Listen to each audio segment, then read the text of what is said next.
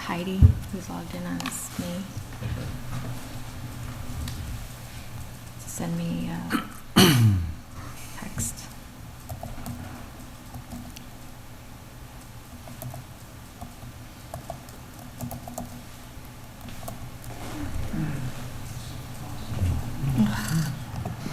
Locked out.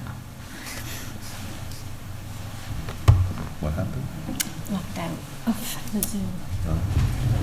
Because you missed the password 3 times or Yeah. something? That's always nice. Mm-hmm.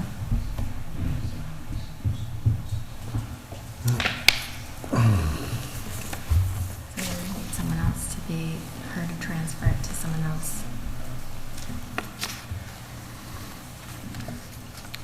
Who's? Heidi is logged in as me. Is she back? Yep. No, she's logged in as Heather Lemieux. Oh, gotcha. So if she can transfer it just to one of you to be host. Okay. Looks like I'm still connected. Doesn't show that you're connected. Host will let you in. There you go. Now you're connected.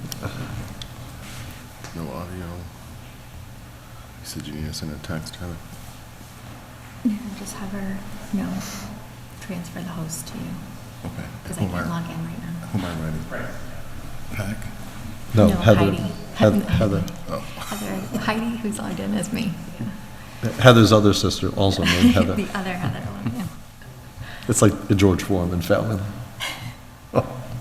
All of her sisters are named Heather. That's hilarious. I feel like I'm talking in my ear. This is spooky reverberation. All right.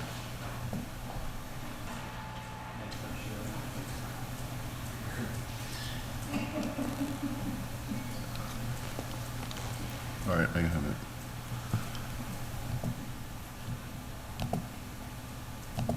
I have host. Okay. Okay. How do we, but you're gonna have to share all the screens and stuff, right? You can share right from your, Her presentation. She sent that to you. and You should be able to log in as a guest, can't you? can you pull it up in the Google? It's in the Google Drive. Yeah, it's in the Google Drive, I both can. versions. Yep. Okay. Okay. Technical glitches resolved. And at 7:04, I will start tonight's meeting of the Lunenburg Select Board of Tuesday, November 2nd, 2021. I'll ask everyone to please rise for the Pledge of Allegiance. I pledge allegiance to the flag of the United States of America and to the republic for which it stands, one nation, under God, indivisible, with liberty and justice for all. Good evening, everyone. In accordance with the requirements of the open meeting law, please be advised that this meeting is being recorded and broadcast live over the Lunenburg Public Access channel on Facebook Live on the Public Access Facebook page and will be uploaded to the Lunenburg Access YouTube channel within 24 hours after the conclusion of the meeting. For anybody wishing to join the meeting remotely for the purposes of public comment, you can use the Zoom application from your smartphone, tablet, or desktop computer or laptop computer. Tonight's webinar ID is 909-174-0347. If you do not have a smart device with you and you still wish to participate in public comment, you can use a phone by dialing in at 888-475-4499. And again, the webinar ID is 909-174-0347. Tonight's agenda lists all the topics which may be discussed at the meeting and are those reasonably anticipated by the chair. Votes may be taken as a result of these discussions. Not all items listed may in fact be discussed, and other items not listed may also be brought up for discussion to the extent permitted by the open meeting law. I will start with the public comment session. Any public comment from the board this evening? No comment. None. No. The only thing I will say is I want to thank everybody who helped participate in or helped prepare all the Halloween festivities. Congratulations to everybody on the homecoming day parade and all the floats, to all the classes who presented. It was an excellent day for it. Actually, it was a picture perfect day. And Sorry. I will wait for my colleague to mute his tablet. Turn it. It's gonna be awkward. It worked a lot better in rehearsal. Okay? Nope, not yet. It's not letting me turn off audio. I'll step away. I'll come right back. Okay. And also, everybody who did the trunk and treat on Saturday, and everybody who participated in trick-or-treating on Sunday, which was a much nicer day than Saturday this past weekend. But for all accounts that I heard personally and on social media, it was successful for everyone, and it's nice that people could go around this year trick-or-treating on a more normal, almost normal year. Any public comment from the public? Seeing none. Any announcements? None. None. Look at this, flying along. I think Ms. Selectman Mario. Oh, Mr. Marino.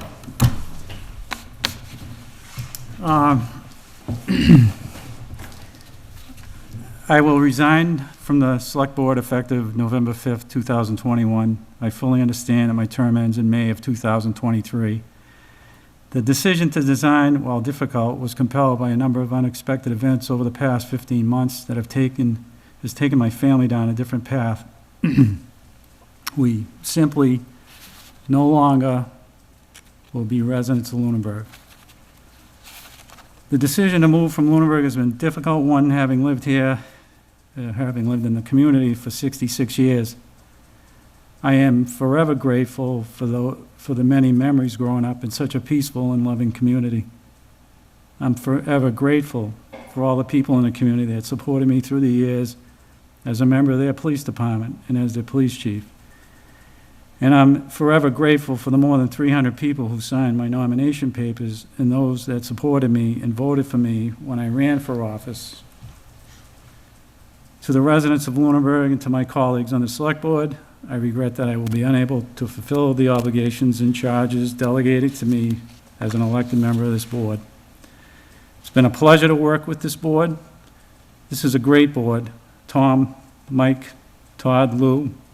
The members are thoughtful, work constructively, always willing to consider and value everyone's opinion, and always willing to compromise. This board will not forsake the right thing to do for the popular thing to do. And while it's been delightful to work for this board, it has been an honor and a privilege to work for and with our town manager, Heather Lemieux. Heather has done an excellent job running the day-to-day, supervising the workforce, and managing the budget. Her management style is honest and kind, but resolute, never spattering, always listening to opinions intently, and always willing to concede if it's in the best interest of the town. For those who aspire to fill my seat, use the character of this town manager and this select board as a paradigm. Have no axe to grind and no personal agendas. The future of the community depends on it, and the citizens of Lunenburg deserve it.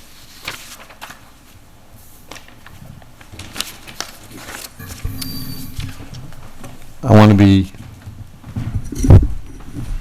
want to comment, obviously, that I'm sorry that we will not be having you for the rest of your term, but I want to thank you for all your years of service in the police department, in things surrounding the police department, the community, and of course, finally, for your 18 months here. Jim, I've known you for 20 years. I knew you when you were, I don't even know if you were a lieutenant yet. I think you were a lieutenant then. And then, of course, through your years there and your years as chief, which were really highlight a great, the way you ran that department and have really develop people who continue to run the department in such a positive way, as a positive influence on the community, is all a reflection on your hard work there over the years. It's been a pleasure, working with you, but in that capacity and as a fellow board member, and of course, more importantly, or most importantly to me, as a friend for all those years. So I wish you well. It'll be sad to see you go, and we hope to see you back here in town for good events every once in a while. So, although you may not be living in town, make sure your GPS don't erase us from your GPS. And I do wish you all the best going forward. Thank you. Thank you. Thank you very much. If I can say, Go ahead, Heather. no. Thank you, Jim, for everything. I can say I have the unique position of having been an employee and my boss at the same, and both a pleasure. Like as an employee, you're an outstanding department head, testament to the department that you put together, and your character and integrity. So thank you. Thank you very much. Todd. Jim, we've only known each other a couple of years, but the leadership and the lifetime of experience as a resident of Lunenburg and that perspective you brought to this board has been invaluable and will be greatly missed. And I just wish you all the luck. And thank you for your service, not just on this board, but to the town over your entire career. Thank you. Appreciate it. Well, we've only served together on this board for 5 months, and it's been an honor, and I wish it would be longer. But also, I want to thank you for your service to the town as chief and in all the capacities in which you have served. So thank you, and I wish you the best. Thank you, Lou. Appreciate it. Yeah, and this is, very emotional for me as well. I've known you since I was 10 years old. Mm-hmm. And, that's the overwhelming majority of my life.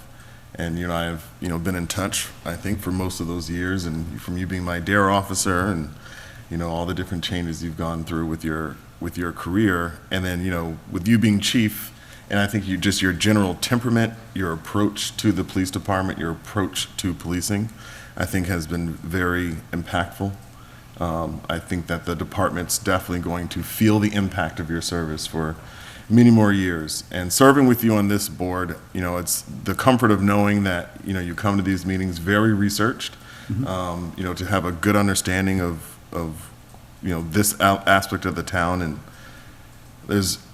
I think this is difficult, I do appreciate all the things you've done for our community. I do understand, personal circumstances that require you to have to resign, but it's been a pleasure serving with you. I'm not saying goodbye. I'm saying we'll stay in touch, and I'm sure I'll see you. And never say goodbye, say so long, right? So thank you very much. Yeah, Mike, thank you. And I just would like to add that, I guess not a challenge, but, occasionally we get attaboy emails, but most of the time we don't. We get some emails that are critical, and I just want to know the people that do that, this is a message to the people that do write those emails, is that I know you do, and I do, listen to what they say. I don't ignore that. I don't ignore any criticism, because you can't grow when that happens. And I just want those people to know that we always consider what they say. We may not respond to the emails sometimes, but that's an important, those things are important to us. We listen to what the public says. Whether or not we can take action all the time or that we can, on an issue that they're concerned about, that's a whole other thing, because sometimes we just can't. Do we make mistakes? Absolutely. I feel like I can enumerate mistakes we've made in the past month. But we're just human, and, we're trying to do the right thing. I think that's the one thing this board is trying to do, the right thing. Do we do it all the time? No. But the public has to understand that. We're just human. We put our pants on one leg at a time, I guess, like everybody else, and, they need to understand that. But we do listen to them. I want them to know that. It's an important thing, I think, for the public to hear. And I know we all do, because we talk about it. And not in any divisive way, it's just that we learn from those things. So just wanted to get that message out there. You know, and I think the hardest part of leaving is that there's a few wrongs that we were criticized for that I'd like to work to make right, and I won't have that opportunity to do that, but I trust that the rest of the board will, so. At any rate, pleasure working with all of you. Well, if you have advice as you look in from the outside, don't hesitate to offer it, believe me. Because again, you know, you have a lot of experience here in town. You've lived, you know, the majority, if not all your life in town here. So, I mean. Yeah, and I'm going to miss it. I mean, let's talk about that for just one more second. You know, I lived here, I went to school, and I was a terrible student, by the way, and I already told you that. And I ended up leaving and going to Fitchburg Trade and then subsequently Monty Tech. But I did go to college right after that, and I did earn a master's degree eventually.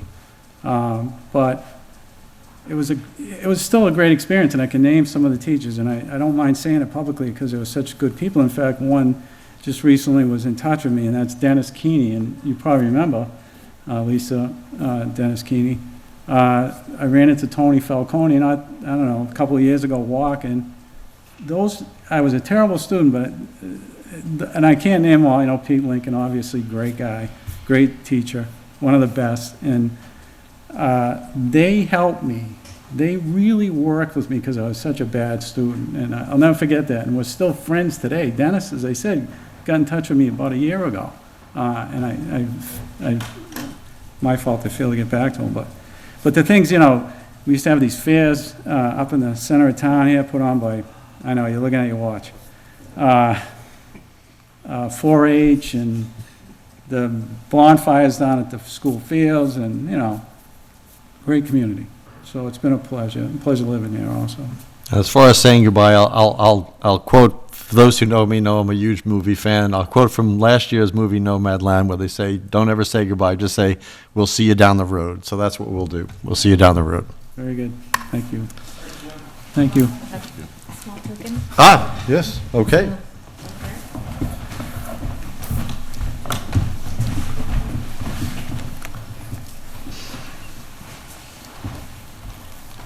Bring home. Oh, Jesus. Oh, thank you very much.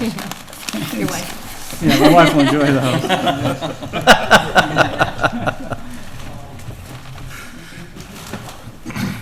Seen the gardens we just sold then, huh?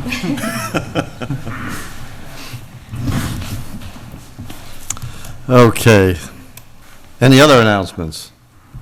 Okay, a 7:05 appointment, meeting with Lisa LeBlanc regarding the civics curriculum and partnership with town government.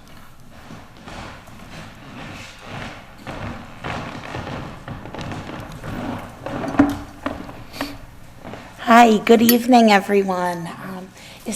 Did you get that okay to present? Yes. Yeah, Okay. Michael will I be have a sharing it copy right just- now. Okay, well, I'll start by saying it was almost like this conversation was planned. So I'm so sorry to hear you go.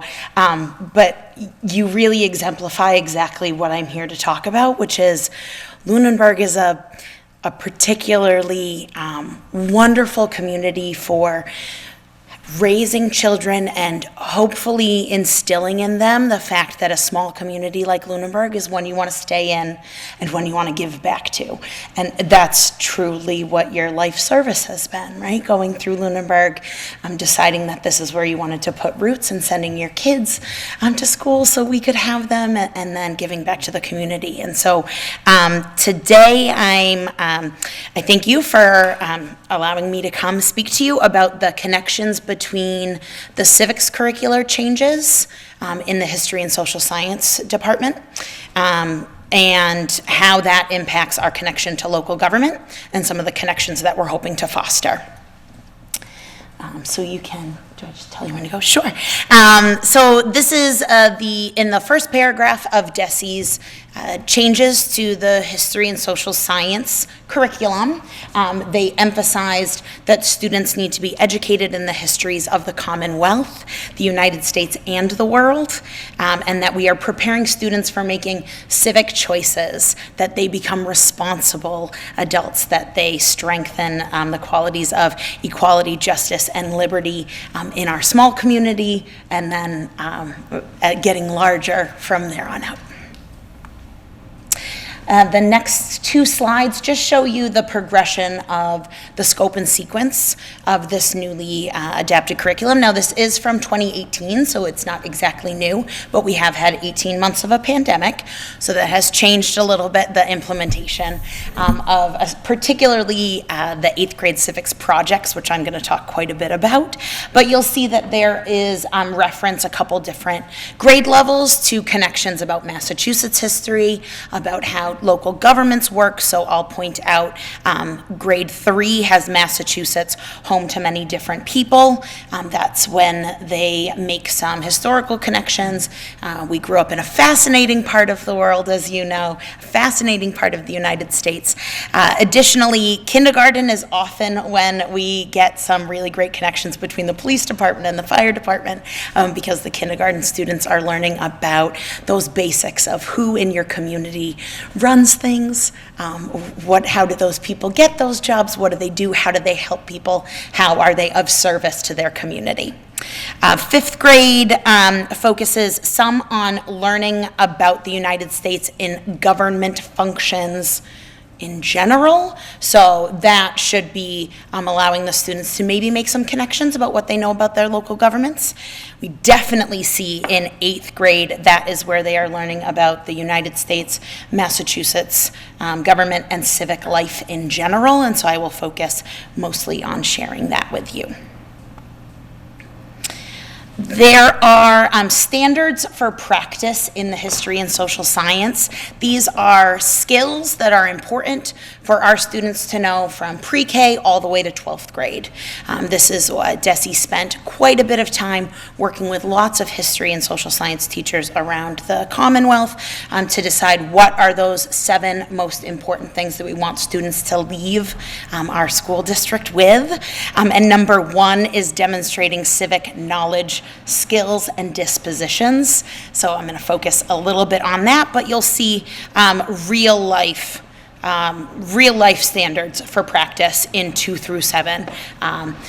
Problem-solving skills, gathering data from multiple sources, looking at different sides of an opinion, having respectful debate and conversation, evaluating ideas and information for accuracy, for relevance, and determining next steps to take action, which is also a big part of the civics projects.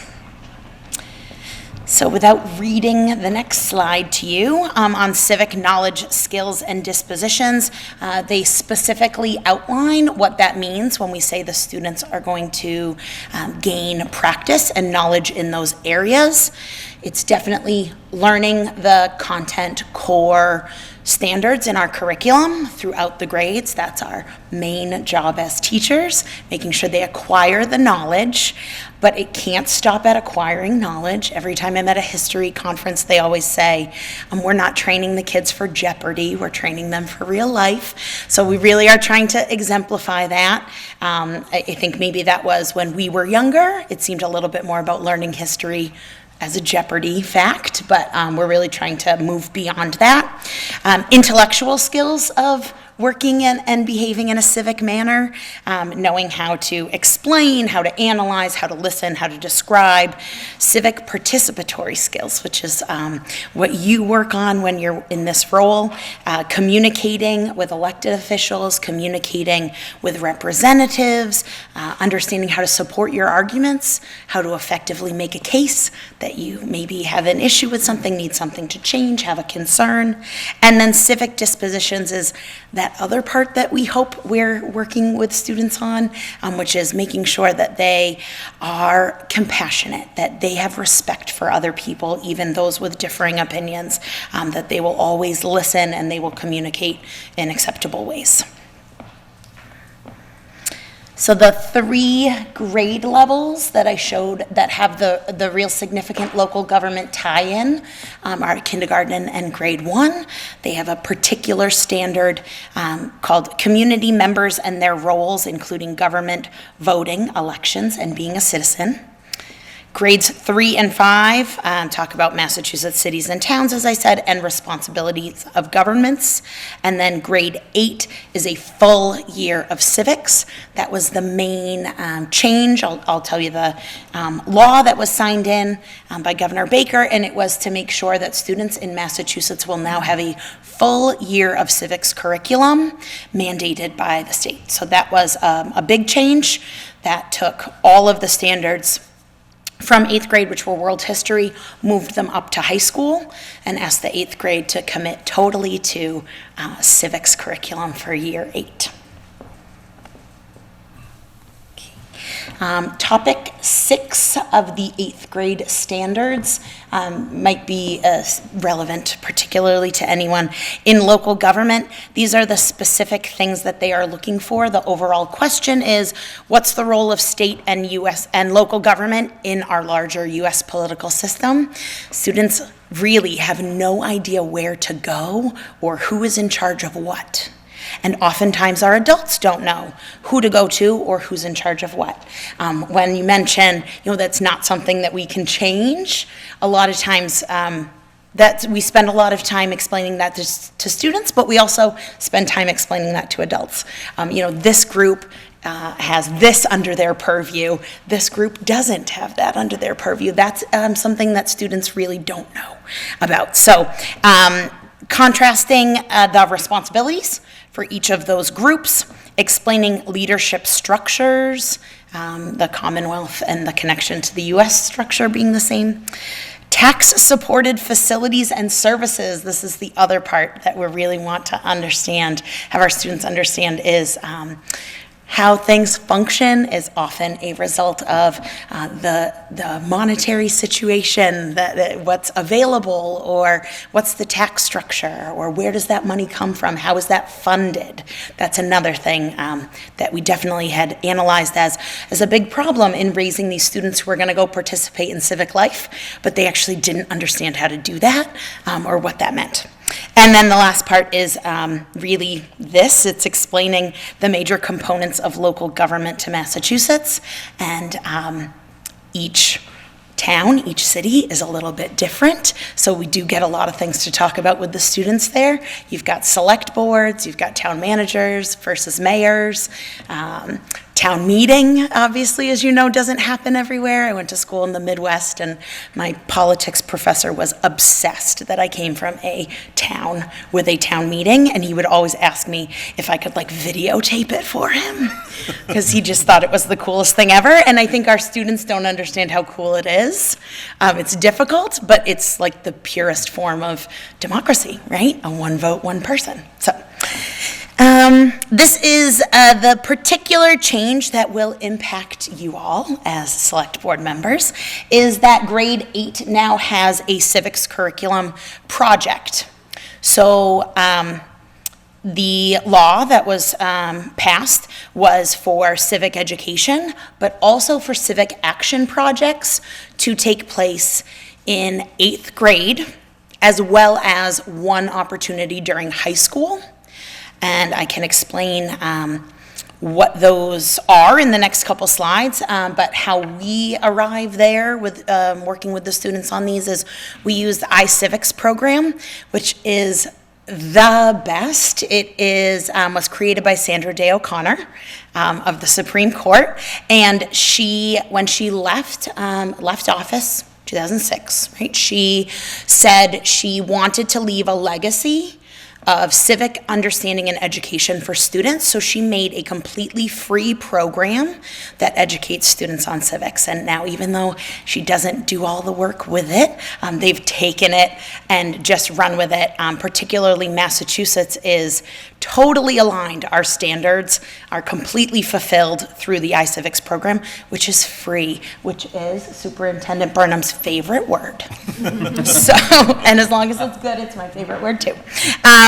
So that is great. We get tons of PD, free, high-quality PD through them, lessons, games. It's super engaging for the students. It's high school level as well, and also they do some that can be fulfilled by the 3rd and 5th graders. But that's kind of the basics for our project, setting the stage for the project.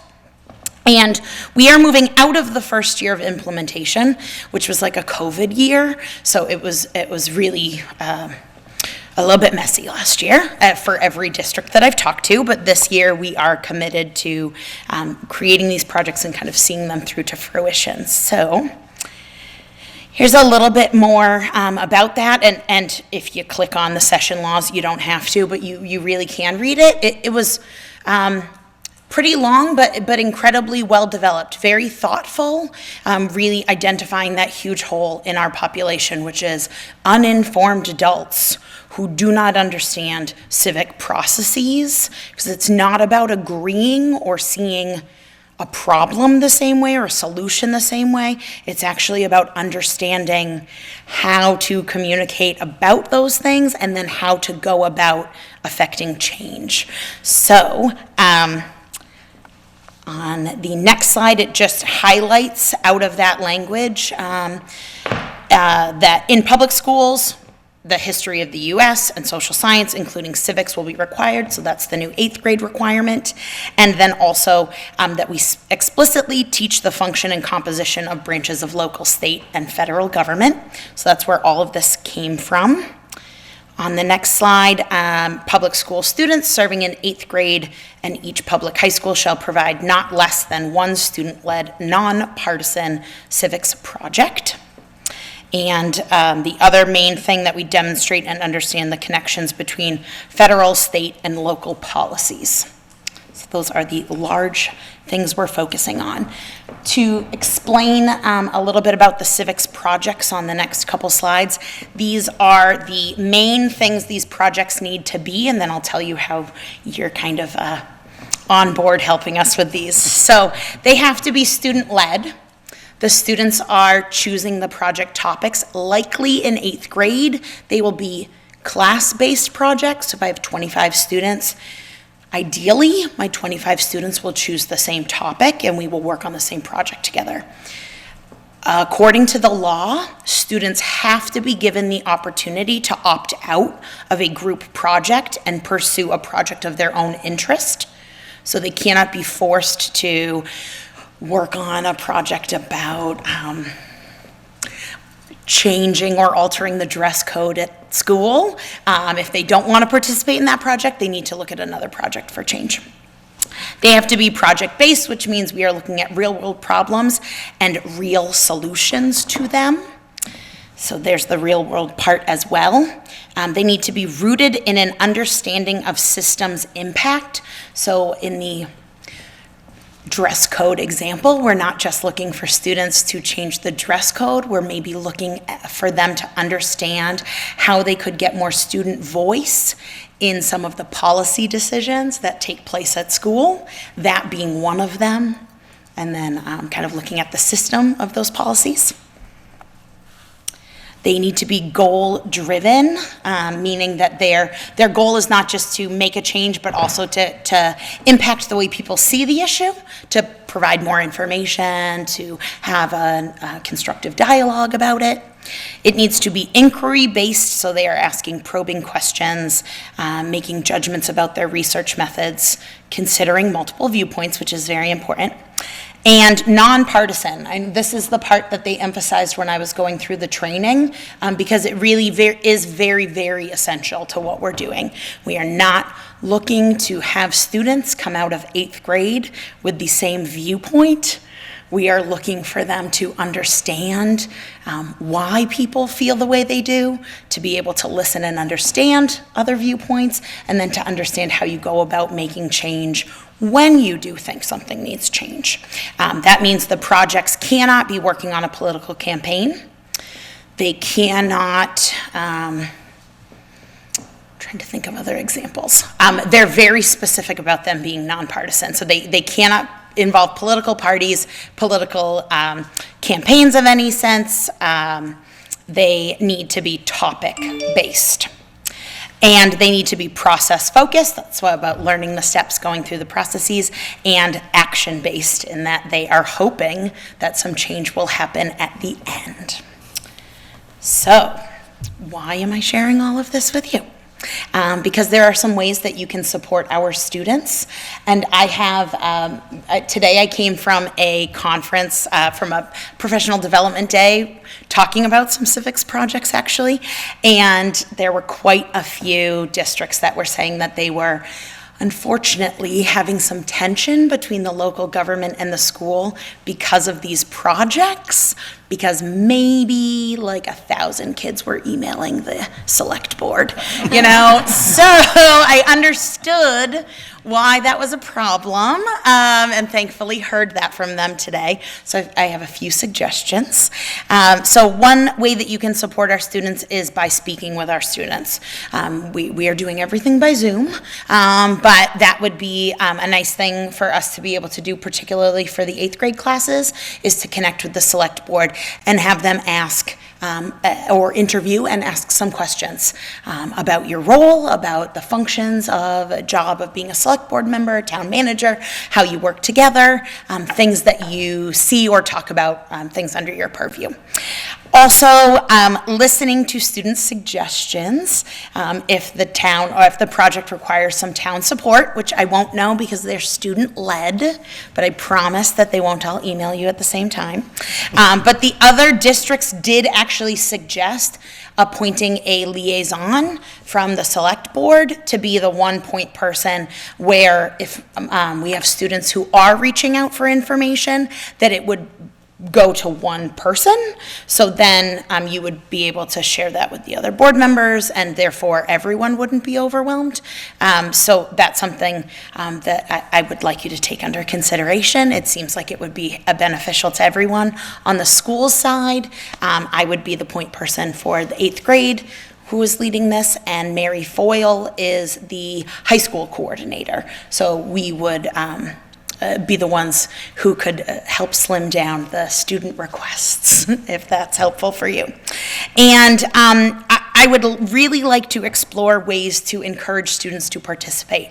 I grew up in Lunenburg, went to school here. You came back here to teach after going away.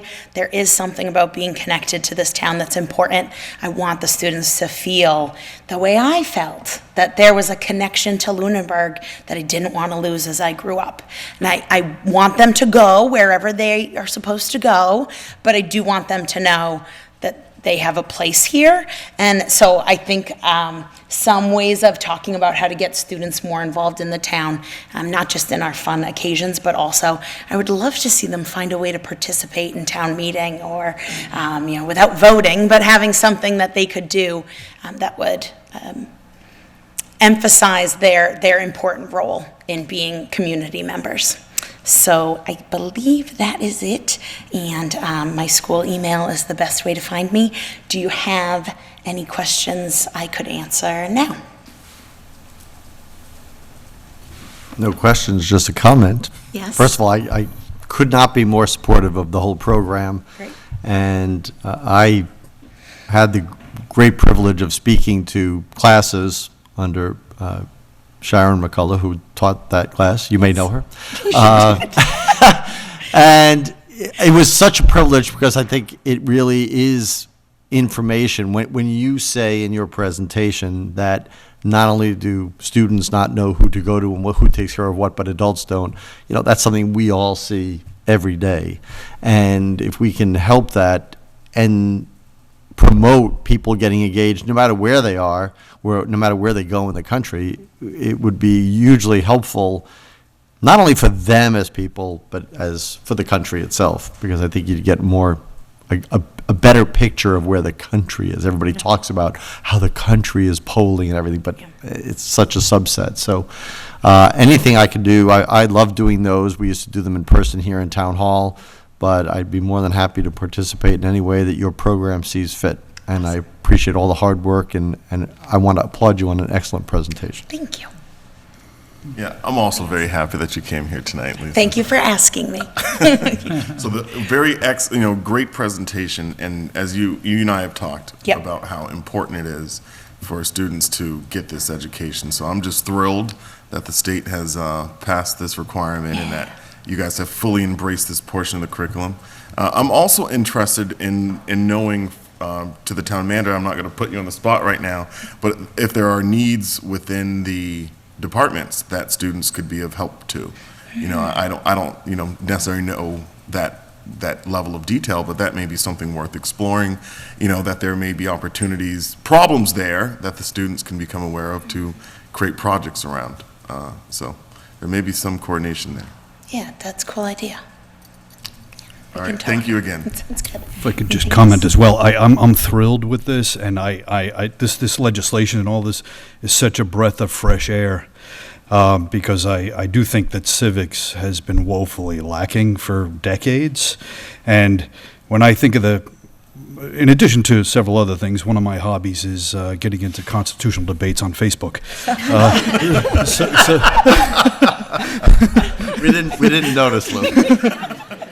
So I spent 10 years as a law professor. I didn't teach constitutional law. I taught patent law. But when I think of the preamble to the U.S. Constitution, we the people of the United States, in order to form a more perfect union, formation of a more perfect union was not a single crystallizing moment in the summer of 1787.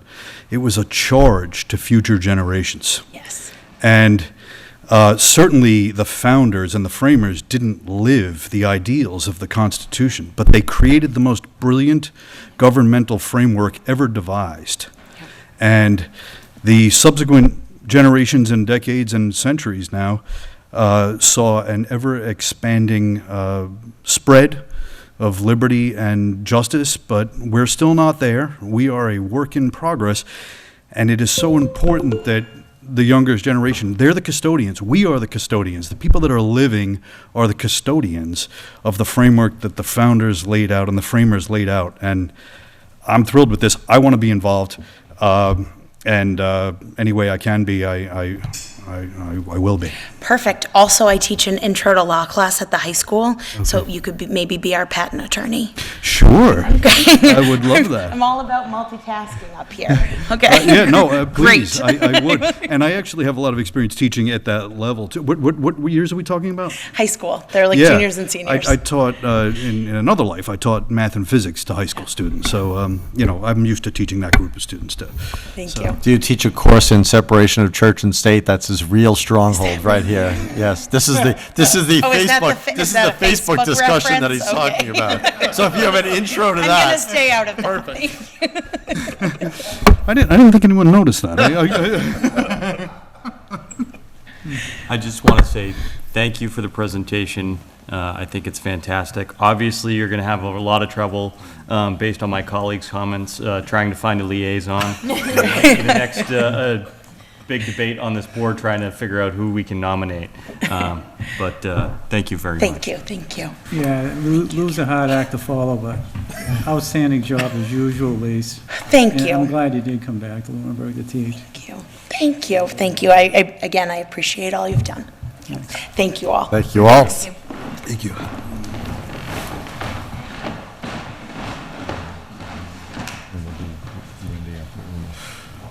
That's okay, because we're already 15 minutes late. So, 7:30 PM, a meeting with Uma Flowers on the host community agreement. I see representatives in attendance. Hi. Good evening. Good evening. Thank you to the chair and members of the board. Happy to be back. Just a reintroduction of yourself for people at home. Yes, Valerio Romano, VGR Law Firm. I'm the attorney for Uma Flowers. Uma is seeking to cite a marijuana establishment in Lunenburg. Sorry. And as such, we're in front of the board for discussion of our host community agreement this evening. Before I get there, just really briefly, I want to thank Chief Marino. I heard that you're listening. I mean, the way you approached this, even though you didn't agree, you were incredibly thoughtful and researched. Every one of our discussions I got a lot out of them too. So I can tell that there's going to be a void when you leave this board. So Oh, thank you. yeah, absolutely. Thank you for saying that. It's absolutely the truth. So It's just been great to engage with you. Oh, yeah, likewise. No, Yeah. I mean that, too. Me too. You have become a likable guy, a lovable guy. It takes a while. So and just the civics presentation too. I have a 7th grader in Mass, so in my town, I haven't heard an approach this thorough and detailed. It's just fantastic. So I just love this town. And so anyway, we're here to discuss the host community agreement. I know the town manager had circulated a version that we reviewed, and we're ready to execute that one. I know there was a discussion, the board was going to discuss as to how to proceed. So with that, I will turn it over to the chair and tell me what you would like me to do. Well, first I'll ask if, everybody received this? Yes. Okay, and read it. So I will be frank and honest that we have been preparing for a special town meeting, which is in 2 weeks from tonight. That has eaten up a lot of our time preparing articles and budget adjustments and many other things. So while we have read it, I don't know that we have discussed it as a board in its entirety as a separate subject matter. So I don't know how prepared we are tonight to discuss any particular part of it. I will open it up to the board to do that.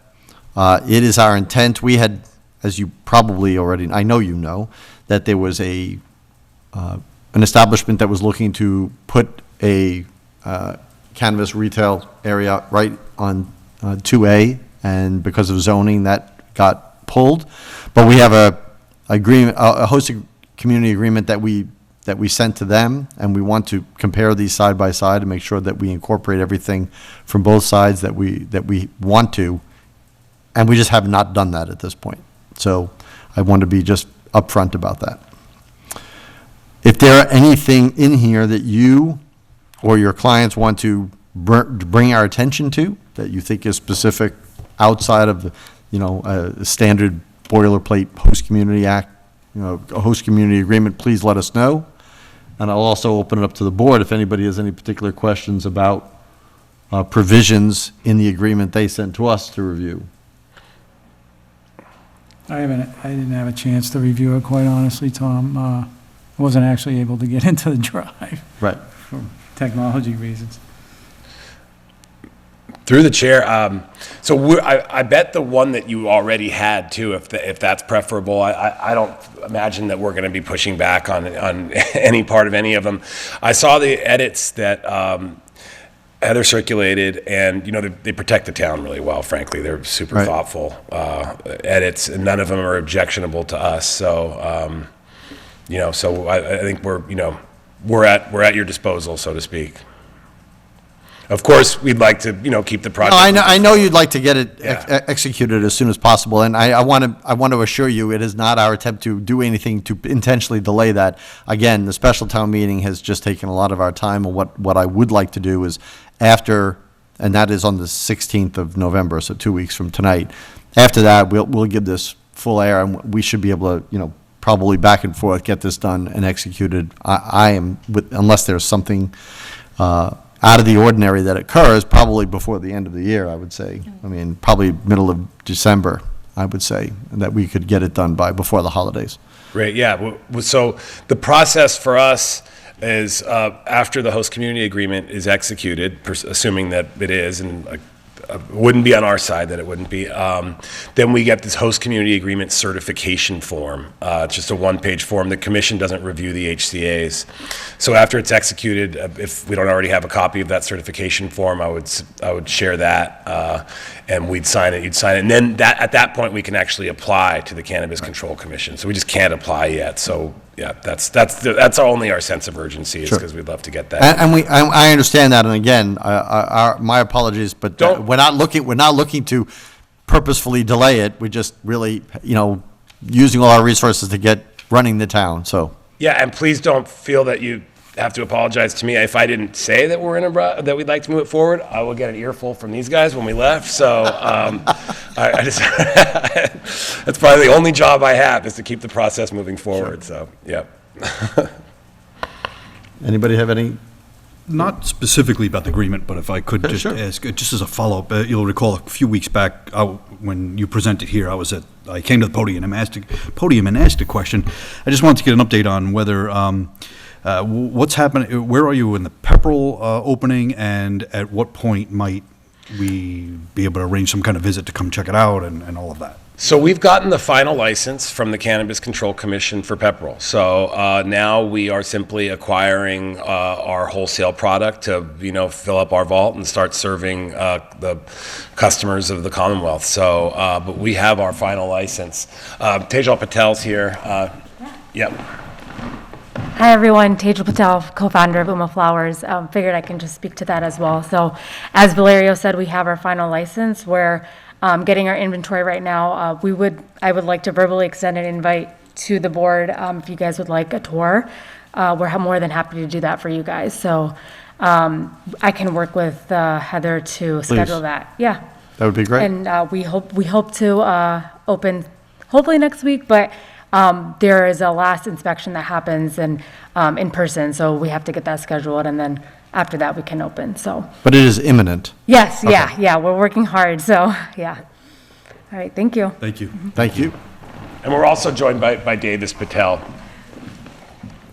The premises are ready to go. So whenever, if you feel like scheduling it, it's ready. Well, I think we don't want to do this serially if we can. If we could do it as a field trip as a group, that would be great. Bring your wallets. I think it's going to be a lost cause on me, so don't worry. Any other comments from the board? And snacks. And snacks. Okay, this is getting derailed quickly. I appreciate you coming in. I appreciate your patience, and we will get back to you with any changes or recommendations for any modifications of what you provided us, in short order. And then, like I said, get this executed as quickly as we can. And of course, the Chair, we're willing to come back if need be, but it could be that you don't need our appearance again if you've all agreed. I don't know if. Yeah. But if you'd like us to, we're at your disposal, like I said. I mean, we could do them from us through our town council to you. I don't want necessarily having the people come here and drive here for that. I mean, maybe when you do the signing, if you want to do that, but in the interim, any questions we have, we can go through the town manager and through you and our town council. You can go through the town manager. You don't need to lawyer up to talk to me, right? I mean, I'm like, so. It just sounds so professional. Okay, well, thank you very much. Thank you. Thank you to the board. All right. Thank you. And good luck in your opening in You too. Pepperell. Okay, thanks. Yeah, thank you. I am. The rest. Yeah, go ahead. Do you not want me to wait for the appointment here? No, I was asking if you can take this out. Right, do you want me to do this because you don't want to be here for it? If you can do that, because I hit the rest. Okay. I don't want to miss the 8 o'clock. Yes, okay, that's what I'm saying. Okay, so we're gonna, 8 o'clock is not here for our next discussion, so we will do the Select Board's appointment to the Personnel Committee. So Wendy Bertrand of 71 Longwood Drive, come on down. Good to see you again. Nice to see you. For the people who may not know you. My name is Wendy Bertrand. I live at 71 Longwood Drive. Been a So resident of Lunenburg for 20 years. Excellent. So you are here, you filled out a talent bank form to be on the Personnel Committee, and as is my custom, I will always let the person introduce themselves to people who don't know you and why you want to be on the Personnel Committee. Lunenburg resident for 20 years, have spent a good portion of that time, raising my family and doing what I can to contribute and give back to the community.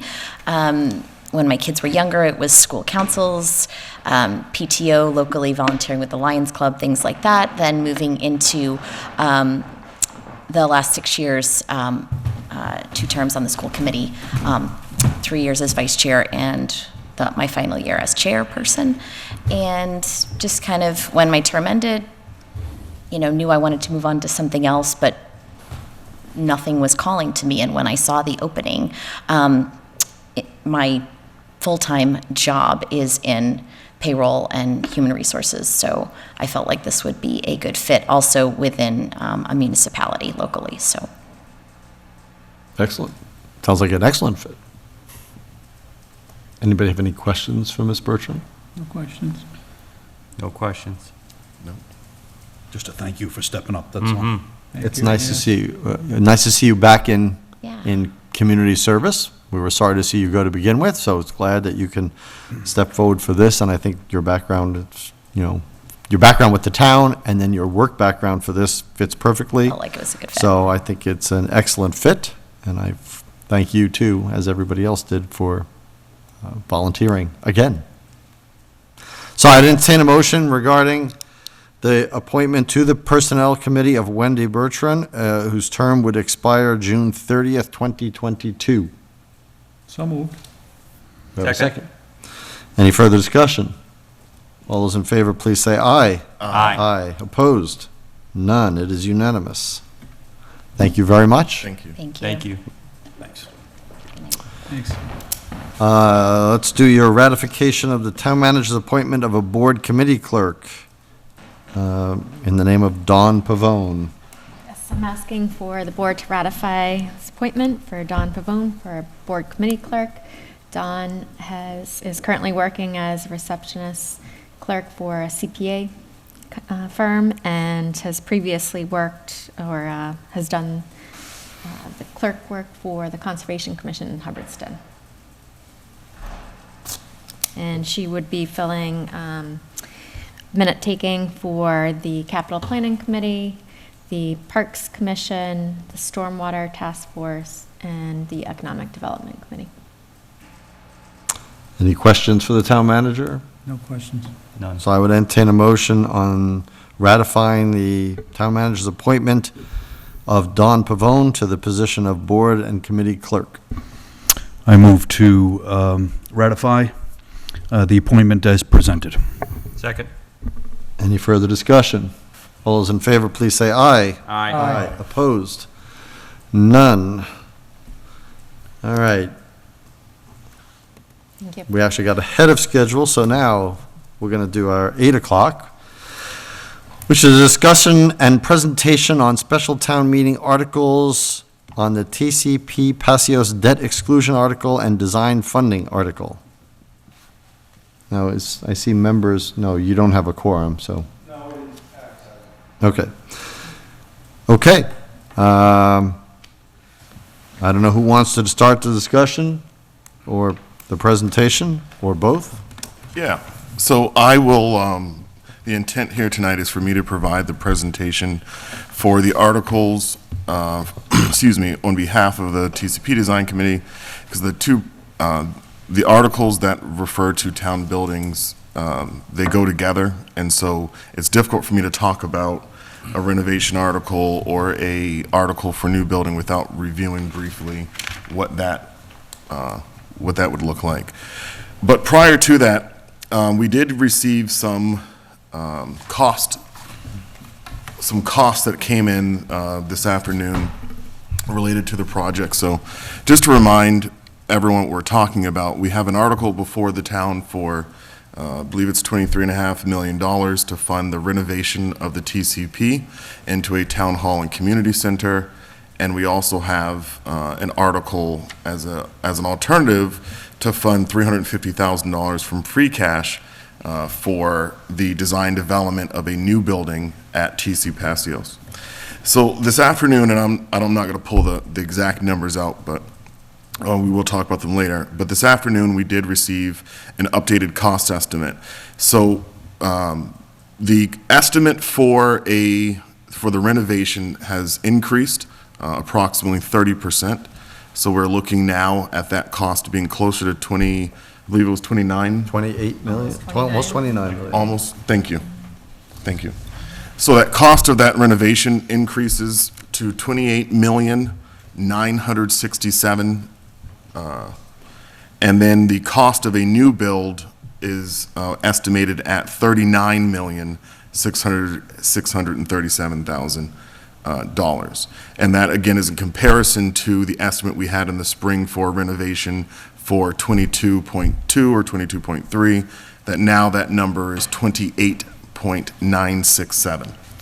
So as we talk about, why we're looking at increased costs, there's a variety of factors. The quick elevator speech on what's occurring is that we have overall increase in construction material cost across the board.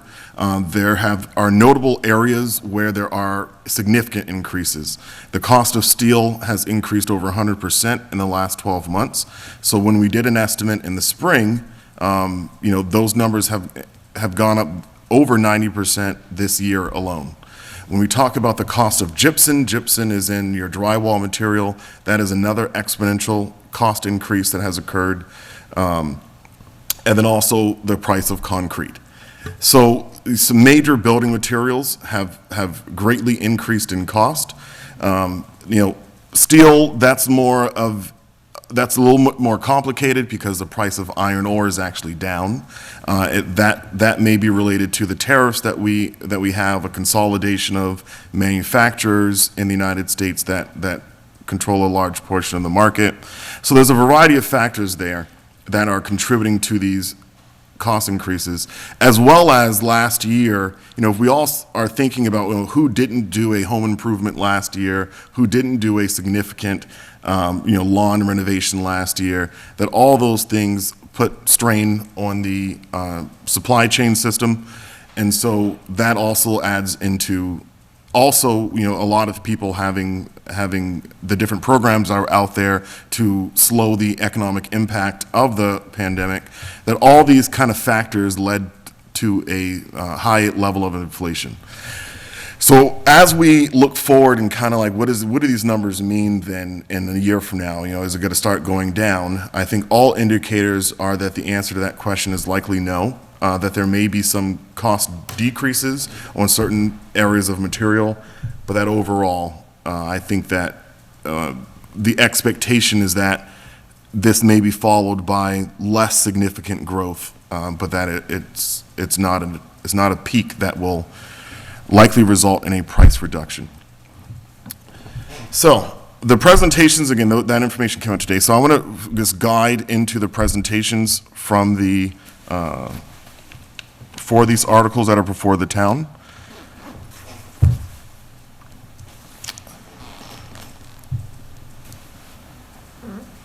Get my countdown here.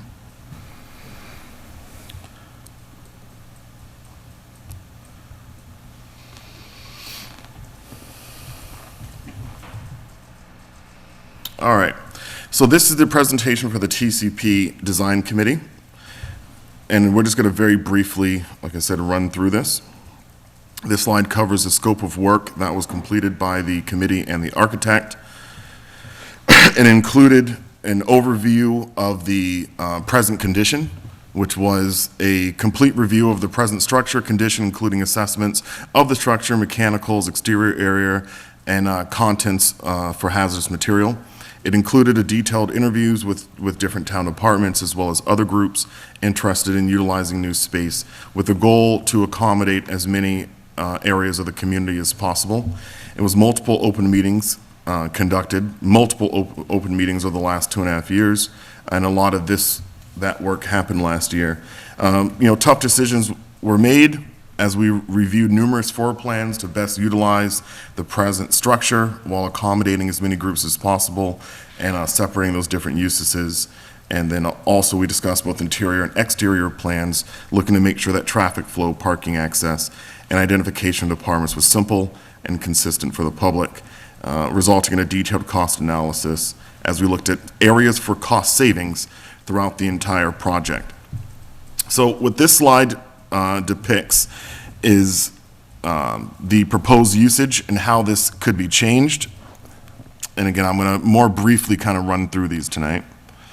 The next slide depicts what the civil engineering with the exterior upgrades would look like. So the slide on the right, if we start there, is an overview of the building itself, and what you see in green is the parking as it wraps around the TC patios. What you see on the left here is that area in front of the TC patios, and it's adding in parking on both sides of that center island there. So again, this slide was prepared prior to this afternoon. So the final cost estimate that we received was $18 million. Soft costs, these are costs that are related to the construction process, relocating some uses. Also, this is the interior finishings of the interior items inside the building, as well as some other things that are factored into this escalation, et cetera. And so we had a total renovation cost of 23.5. So since the Springtown meeting, and this is the updated portion, at the Springtown meeting, the town allocated $54,000 to look into what a new build would cost. And just going backwards, so when we looked at this slide and came to a $334 a square foot cost, there was a discussion on what was pre-pandemic industry norms. Industry norms were that a typical square footage for a office-type building, what new build was between $250 and $300 a square foot. So in the springtime, with that information, we said it may be prudent to look into this alternative as it may have a lower cost. So since last town meeting, what we've done is at Springtown meeting, the committee presented an article that was to investigate the cost of tearing down the present building and doing a new build. The committee contracted with DeGiorgio Associates to do that preliminary, somewhat of a schematic design and rough cost estimate for the purpose of making, an intelligent comparison. That there were several concepts were reviewed to maximize the use and provide as much synergy and ease of use for all departments and community use. And for the new building, a certain number of parking spaces are mandated based on occupancy, so the design would take into effect that these spaces be available for the community use as well, and also the possibility to expand the building in the future was a must and was also factored into the plans. So as we look at what a new floor plan would look like, and I know that we have folks at home who are looking at this, just to talk about what you're looking at here. So what's depicted on the kind of the middle of the bottom portion of your screen would be the primary entrance area into the building. And what you would have on your left-hand side, which is all the different colors of peach and green and blue. And so what you have on your left-hand side would be where the majority of the administrative town offices would be. As you generally look at this design, everything that's in a gray color is a storage location, and everything that's in a yellow color is a community use. And what we see on the upper end in this purplish looking color, these are the school-based uses. So again, as you look at the bottom portion of this, you walk in the hall, if you take a right, on the yellow section where this room that we're in today, second floor of Town Hall, this would become the primary meeting space. And then also it retains a gym and multi-use building for community purposes.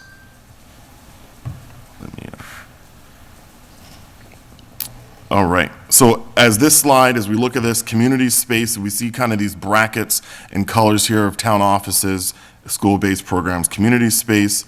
And as we look at the second floor, and again, this is a concept just for the purpose of comparing apples to apples.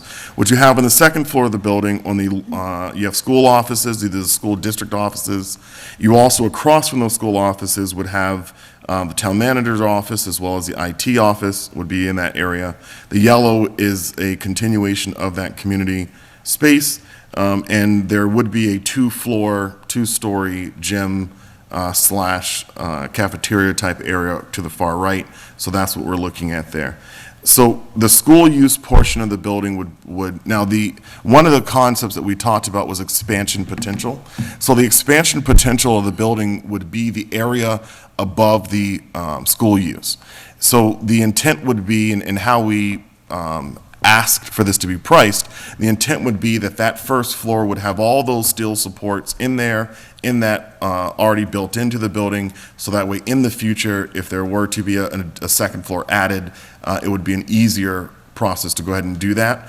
Also located right near this area, you see a really large kind of yellow block that's in that area, and it's also located on the first floor in that area. So this would be the building mechanical room. It's probably incorrectly colored here, but this would be the building mechanical room, and it's a little larger than normal, with the intent being that the second floor of this would be for the future mechanicals needed, HVAC equipment, et cetera, to support that second floor if there was an add-on at one point.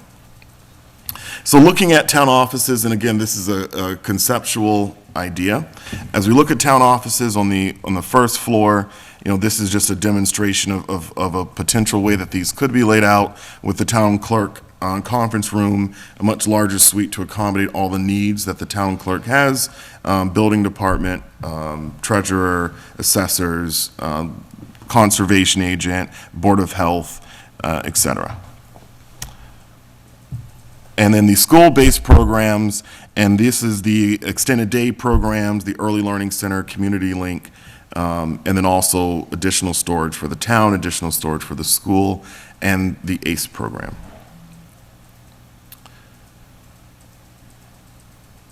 And this is just another depiction of these two layouts. All right, so the design considerations is a separate entrance, separate secure entrance between the school, town offices, and community space. So this would be, as we go back a couple of slides and we look at the overall way that this building is laid out on the first floor, as you look on the right-hand side of this map, there's an entrance over there. That would be a separate entrance for that portion of the building. And I'm just going to slide back through here kind of quickly. As I'm going through this, I realize I may have put up the not the most recently updated presentation, but that's okay. Additional parking which can be utilized by the town for other schools, sporting, community events. Also green space in the back for town employees or in the community, school-based programs. And as we discussed, the ability to expand the second floor in the future if needed, and keeping as much open space in front to use for concerts, community events, et cetera. So this next slide is the breakdown on, again, that concept of the new building versus the renovated building plan usage, how that square footage ties up or doesn't. So a couple of talking points here are that the limitations with the renovated building are that the intent was to keep costs as low as we could, and part of that was keeping up as many walls as we could. And so configuring different uses based on as many existing walls as possible. So without those existing walls, we do see that some areas got a little bit smaller based on that. Now, overall, there is an increase in square footage between the two, the difference being that the new building would have 3 different staircases that take up more space in the building. We also have those very large mechanical rooms to account for future growth. Also an elevator in the building, which is not in the current, in a renovated plan.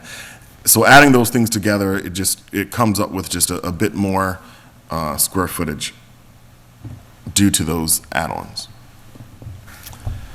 So that is the gist of the plan for that the TCP Design Committee will present. That's the gist of that plan.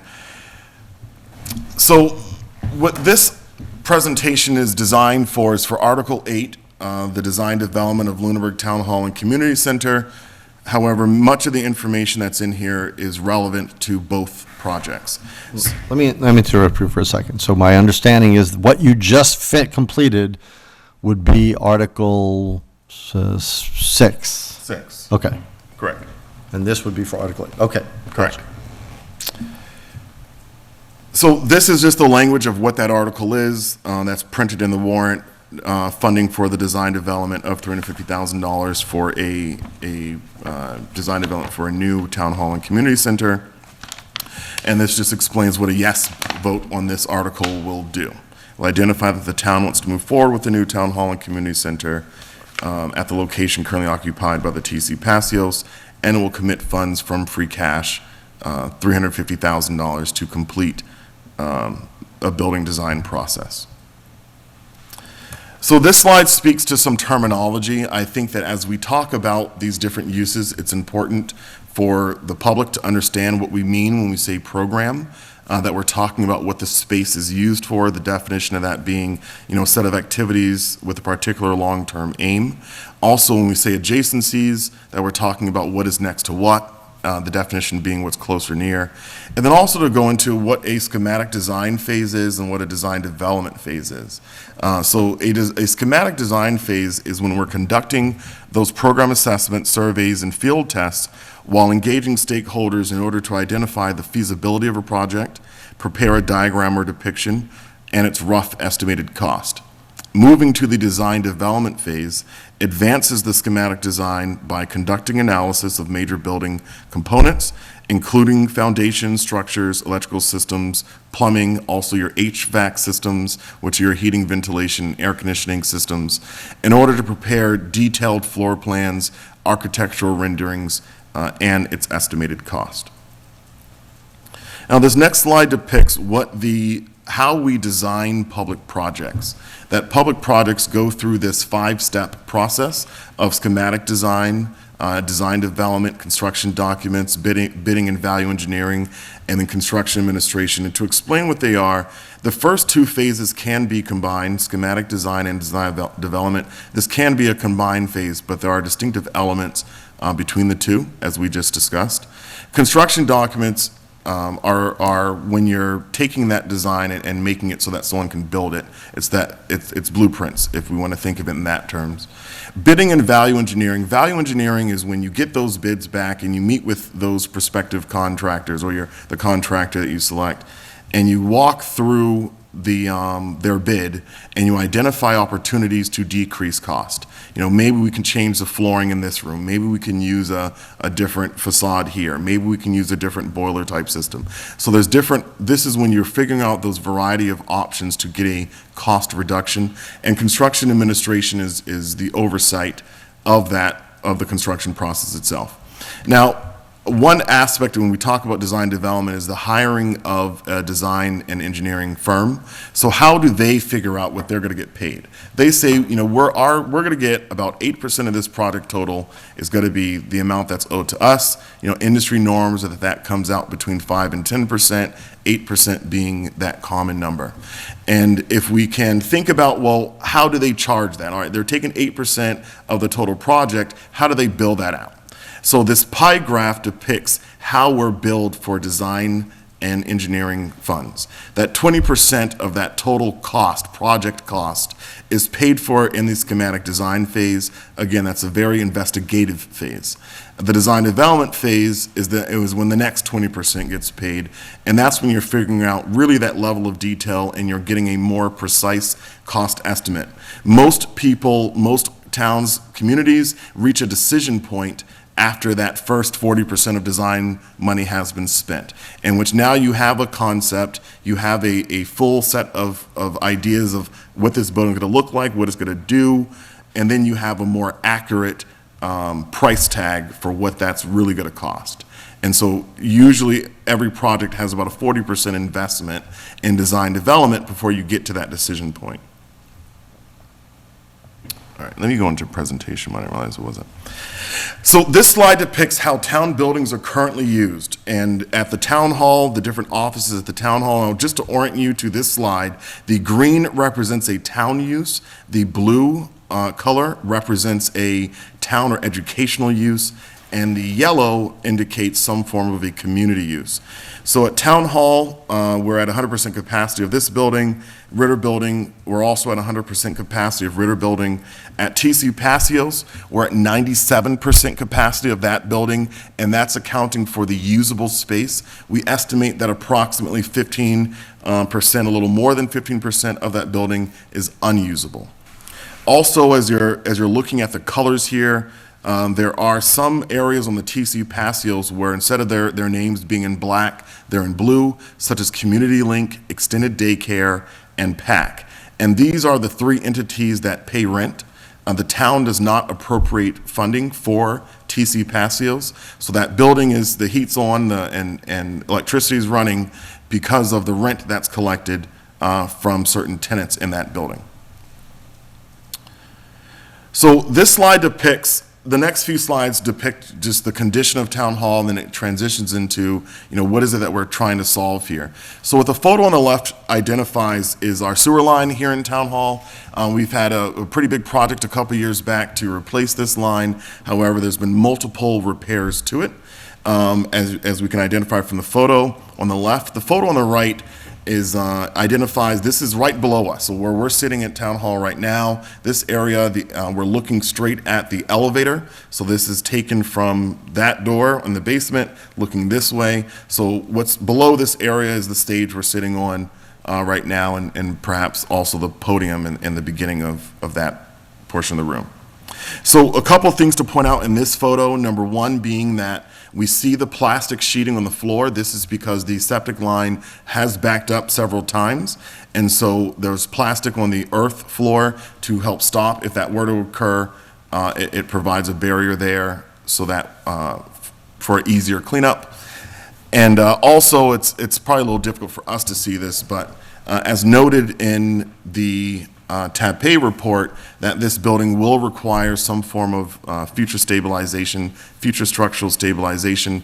And so you can kind of see in this photo that we're a bit out of plumb on that back wall. It's visible when you're down there, and it's also visible from the back of the building.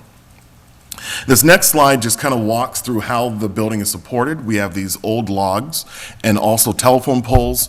Many of them have cracks. Now, a comparison to the Vertex report, which was completed, I believe, in 2018, we can see somewhat of a degradation in many of these pillars compared to the photos that were available during that report. We also can see the bottom right here just what the electrical situation is like. One of these middle photos, you can see that this pillar is no longer connected to the building itself. So just some areas of visual concern. This photo depicts the attic, and we can see in the left that there's multiple holes in the exterior facade. The photo next depicts kind of some rot. We also can see just some the condition of some supports here. Now, some of this has been corrected with some steel supports that were added into Town Hall to help remedy some of this rot. The photos are here to depict kind of just what that condition looks like. The photo on the right is a wasp nest. It's about 2 feet big by 2 feet long. It's pretty big. It's still there, but it's no longer an active nest. It has been treated. So these photos, what they depict are what staff in Town Hall complain about, which is that we have birds in the building, we have squirrels in the building, we have mice in the building, and also wasps in the building. Now, when we talk about town storage at the Ritter, this just depicts how storage is accessed at the Ritter. It's inside of an office using a ladder similar to what many of us have in our homes. It's a pretty small entrance to get up and down, and it's to access storage in the attic area of the building. Ritter was designed to carry books. However, all that space is used by offices. And so this storage that's in the attic is an active storage area. These are records that are routinely accessed several times a week, several times a month in the course of the performance of duties. So this slide depicts what storage is like at TC Passios, and this is just a snapshot. Many of the rooms in TC Passios are used for storage. The photo on the right, which you can see on the top of the screen there, is staining from the leaking roof. And so some of the storage, as we have it in TC Passios, it's moved around the areas of the building that are leaking. And the next slide really just depicts, more photos of this leaking roof, the prevalence of it. And then we also have here is, I think the school staff call this the crunchy floor rooms, but what we're looking at here is asbestos tile. So the entire TC Passios has asbestos tile flooring, or another way of saying that is asbestos tile with asbestos containing material. Asbestos poses a risk to us humans when it's disturbed. And so when the roof leaks and it leaks onto these floors and the floors then bubble up, this room becomes unusable because of the health hazard that it poses. So when we talk about the decrease in usable space at TC Passios, that is what we're talking about. Photo on the left here is just another depiction of some of the water that leaks in the building. And on the right here, this is the staff lounge. So if the superintendent of schools and the rest of the school administrative staff choose to take a lunch break, this is where it's at. We can see from the photo staining all over the ceiling, and this is from a leaking roof. We have air handler in the middle of the room, just not a very inviting space for staff. Which leads into, what are the problems that we're solving? Why have we been on this quest to try to figure out a way to consolidate these multiple different uses? And what we're trying to solve, and I'll trust that everyone's reading this, so I'll highlight a couple of things here. Not just the conditions for our municipal employees, also the storage conditions, capacity for town records, that while we can and do digitize records, that some records do need to be kept for certain periods of time or kept forever. For the school department, again, I'm trusting that everyone is reading the slides, so I'll just highlight a couple of things. There is a good relationship with the town departments, but the concern, of course, is that it would be more effective working relationship if there was better proximity. And really, I want to speak to the electric supply issue that happens at the TC Passios. The TC Passios was not designed for its current use. So there's only a couple of outlets in each classroom. Modern office spaces all have computers and monitors that require, multiple electric connections. So, talking with the staff there, that it kind of feels like they have to know what else is pulling on that line, so that way they can figure out if they can turn the AC on or if they can turn the copier on, because you can't run everything at once. There's also an antiquated telephone system in the building, and it's difficult to implement a new kind of computer, voice over internet type system because of the difficulty with the technological infrastructure in the building. And the problems we're solving for community members is the lack of meeting space that can accommodate public participation, that lack of meeting space for the public education seminar support groups. I'm going to trust that everyone can continue to read here.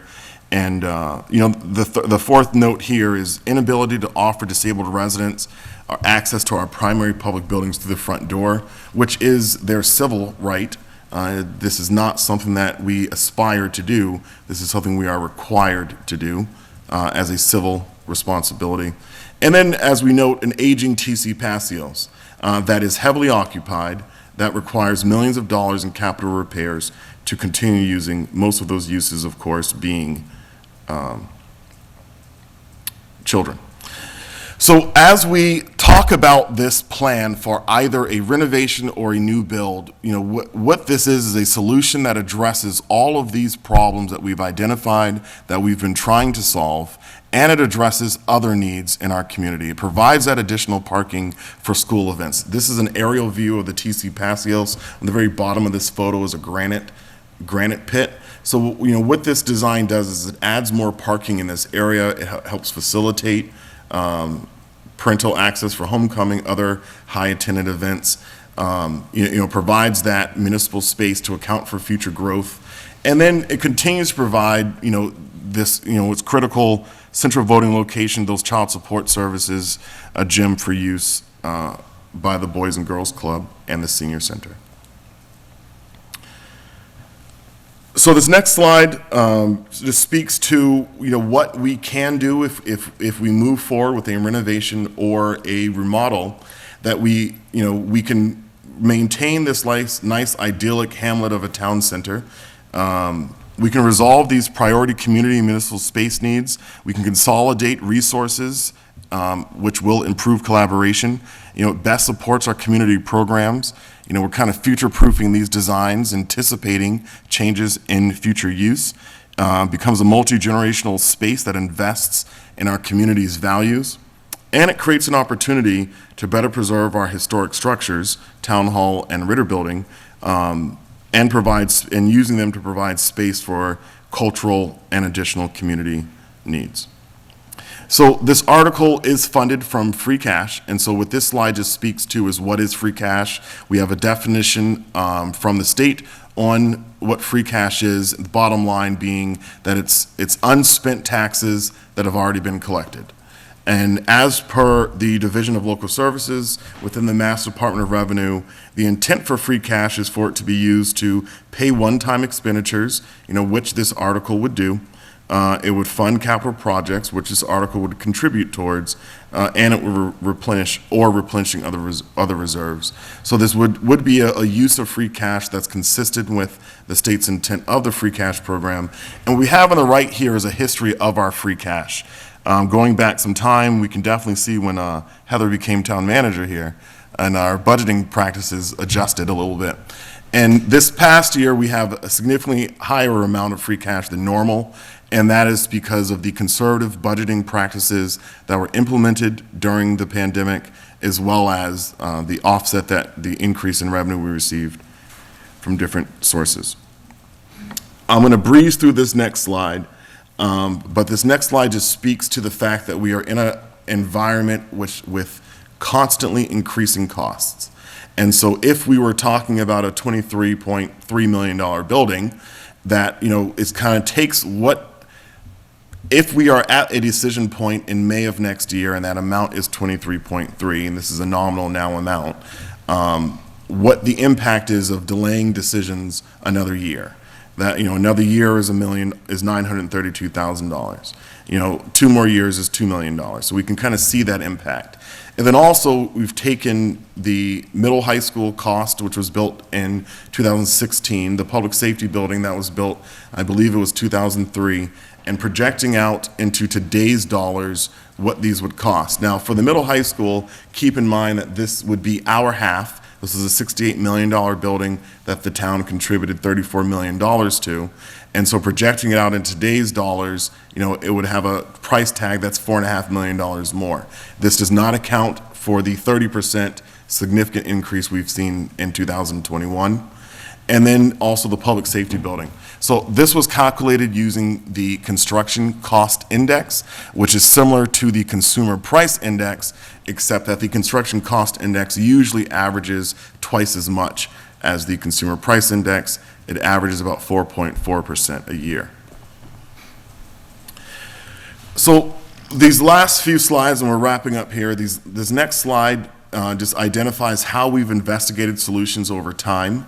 That from 2013 to 2017, that we had a building reuse committee that investigated best uses for all town buildings and property located at town center. That in 2016, we had the TAPE study. In 2018, we had the Vertex reports. It was more than just a report of TC Passio's building. It was all town buildings, but for this presentation, that's the note. And then also 2019 to the present, that we've had the TCP design committee that was looking for the consolidation of town offices, school uses, and community uses. And then the last note here is about a survey that we conducted at special town meeting to identify potential uses for 30 School Street. And this ties into a larger conversation, so I'm just going to go to this next slide. 30 School Street is the primary school, old primary school. So we asked residents in town for, at the 2019 special town meeting, we asked residents for their preferences for what they would like to see at the old primary school. And in that, there were 6 options. The first, one of the options was a town green. Another option was a parking lot with green space. There was an option to renovate the old primary school into a new town hall or to tear it down and build a town hall. It was also the option for senior housing and the option for a small business building. So I've taken the town green and lot with green space, combined those numbers. They're 2 variations of the same concept, as I've combined the town hall newer renovation, as they're also 2 variations of the same concept. So we ask all residents what their first preference is for what they like to see on the old primary school. Overwhelmingly, by 45%, the town said they wanted to see a town green there or some form of a lot with green space. The next popular option was a town hall. We asked residents what their second option was, their second preference. We saw that the support for the town green and lot with green space increased, and the other numbers, proportionally changed. Now, one of the things we also did is we looked at what the last preference was. Asking everybody, you have 6 options, what's your last preference? 14% said the preference they liked the least is a town green or a lot with green space. 55% of the town voters at special town meeting said some variation of a town hall. 11% said senior housing, and 20% said a small business building. And so with this has kind of guided how the select board has approached that property and thus approached the other property. And so how this ties into a path ahead, again, I know that we're about to engage in some discussion about these numbers, but having this, the intent being that spring 2022, the town moves forward with a new town hall community center, that would be completed approximately 2024, 2025, and the Springtown meeting, the select board's moving in the direction of proposing a town green at the old primary school, expectation that would be completed about 2023. And then in 2022, if we move forward with creating this new town hall and community center, that is extremely important to establish a historic town hall and Ritter building committee to identify best uses to preserve these historic structures to again enhance the cultural and economic interests of the community, with the expectation that those new uses would go into effect shortly after the town offices moved. And that's the end of the presentation. Okay. I will open it up to the board if the board has any questions for Mr. Jeffries on either of those presentations. We have members, although they don't have a quorum, we have members of the TC Design Committee here as well. No questions. Nobody has any questions about okay. So I think we need to address the data we all, Mr. Passios.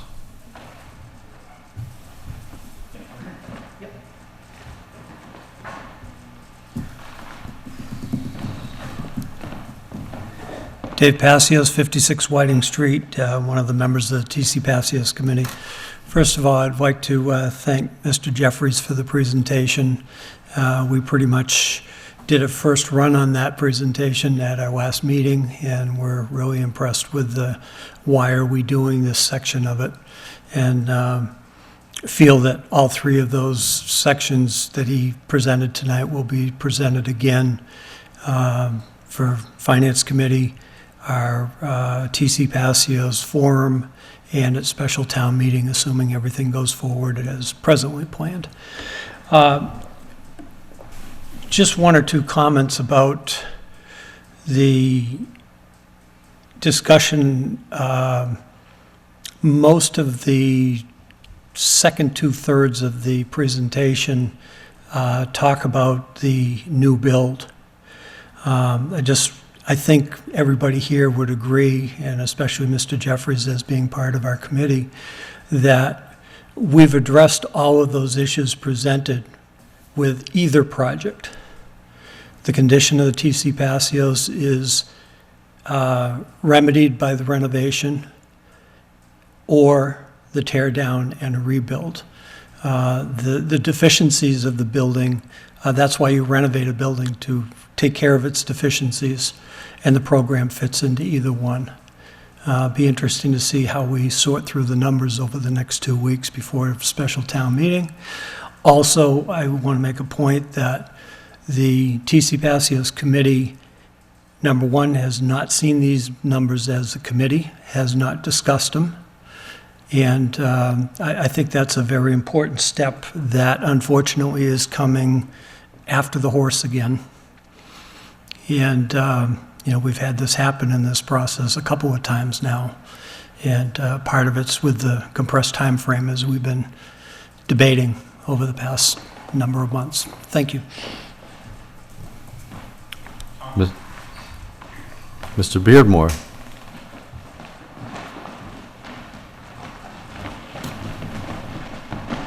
Good evening, Peter Beardmore, 282 Pleasant Street. I'm going to make a few comments tonight, if you'll allow me. First will be in my capacity as chairman of the Finance Committee, and then I'd like to make some comments as an individual resident. Please just make a clear distinction what you're doing which. So I'm starting as the chair of the Finance Committee. I just want to announce that, just to be clear, the Finance Committee will be holding a formal public hearing on Articles 7 and 8, I believe, just to be clear, Thursday evening at our regularly scheduled meeting at 7 p.m. You are all, as well as all members of the public, are welcome and encouraged to attend, ask questions, and comment, as that is what a public hearing is intended to do. And following that, the Finance Committee will be given the opportunity to vote on recommendations of those two articles, as well as potentially a collective bargaining agreement article, which I believe is Article 3. So just so everybody knows, you're all welcome. Yep, thank you. Okay, let me switch to speaking for myself. I came here about 2 months ago and encouraged the members of this committee to not put these articles on the town meeting warrant. And at the time, the discussion was, we'll have 6 weeks. 6 weeks will be enough to have this discussion and get us ready for town meeting. And then a few weeks later, I spoke on a Zoom call while you were all here, and at the time it was 4 weeks. We'll have 4 weeks, and that'll be enough time to sort out the numbers, have a thorough discussion, make a presentation of the town, and give town meeting voters an adequate amount of time to consider this. At no time during any of those discussions did anybody consider a 23% inflation rate on the number that we already had, the renovation number, or a 71% inflation rate on the new construction number. Those numbers are staggering and give me tremendous pause. And today we sit here 2 weeks prior to special town meeting. 2 weeks prior. And I would ask you if any of you think, honestly, that the town should make decisions of this magnitude with so little time between now and then, having just made these numbers public this evening. And I think the answer to that question should be a resounding no from all 5 of you. I think that's the only responsible conclusion. Now, I'm going to ignore, I've got 12 different things that I have issues with these, and I won't waste your time tonight because I'll probably make some of these points later on Thursday. But let me just throw some numbers around that I just did some quick math while sitting here, since I heard these numbers for the first time this evening. The calculation that our financial consultants made on the $23.5 million number was that the average residential home tax bill would increase by $277 on average over that 30-year period that we pay back those bonds, 30-ish years, because there's a couple years at the beginning and a couple years at the end, but it's basically a 30-year term. $277. These new numbers would bring this to roughly, again, my back of a manila envelope math, to roughly $341 per residence, and a new construction would bring us to $467 per average household value, which is about $358,000 in household value. Pretty big numbers. Over 30 years, you're starting to talk about a lot of money being contributed by Lunenburg residents. But there's more to it than that. Our town's fiscal policy says that we cannot exceed 11% of our total tax levy for excludable debt service. And with that original $23.5 million number, we were bumping up on 11% in 2025. I guarantee you we're going to exceed it with either of these scenarios. We are going to substantially exceed that 11% number. And that's, unfortunately, we got these numbers tonight. We can't go verify these with our financial consultants. I don't know when we're ever going to get those numbers or that financial analysis from our financial consultants. I have no idea what effect this might have on our credit rating. There's an awful lot to consider here, and unfortunately, we have 2 weeks. The Finance Committee is meeting in 2 days, and there will not be another Finance Committee meeting between that meeting and town meeting. So there's a lot to consider here, gentlemen, and I think that we don't have time. We just don't have time to do this properly and give this a thorough hearing, considering the numbers that we have. We also haven't heard, and I have, some questions around, do we really know that these prices are forever, right? Are we in a commodity spike, and those commodities could potentially come down? Do we really know that those numbers are going to be there forever? I don't know that, and I honestly don't think that anybody knows the answer to that question. We also don't know what the costs are for this plan ahead, this plan for the future, the path ahead. This is the first time I've heard that is tonight as well, about these potential down-the-road committees. There might be costs associated with those as well. So I think there's a lot to consider. My final point, again, in addition to that 11%, that is your policy, by the way, that is a select board policy. We are also, if we decide to go ahead and fund Article 8, we will be violating our own policies and procedures with respect to how we handle free cash. Now, I'm not saying that it would be financially irresponsible to do that.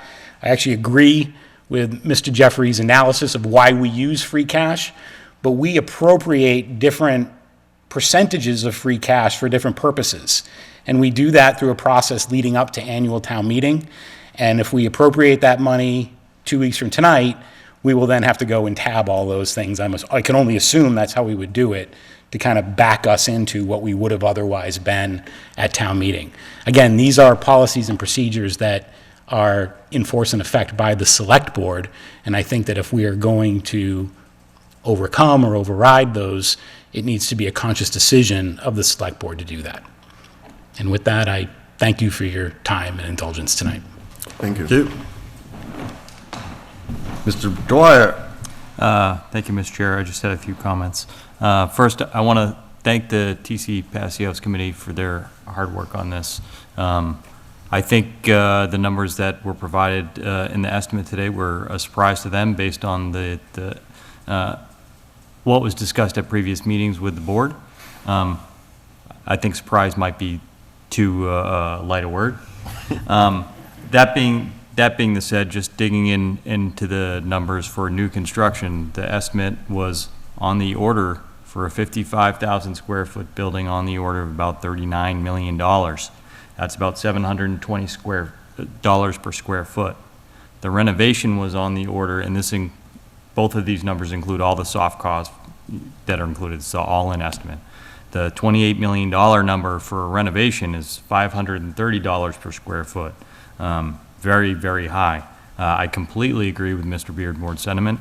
I think we need to step back. If we move forward with the articles at town meeting and will not support them, I suggest that we take a step back and pass over these articles at town meeting. I think we need to reevaluate the plan for these buildings based on these cost estimates, also in light of, Mr. Beardmore's comments on, are we in a spike in terms of, materials and things like that? We very well may be. But I think it would be foolhardy to move forward at this point without taking some careful consideration and hopefully come up with a plan by special town meeting that everyone can get behind.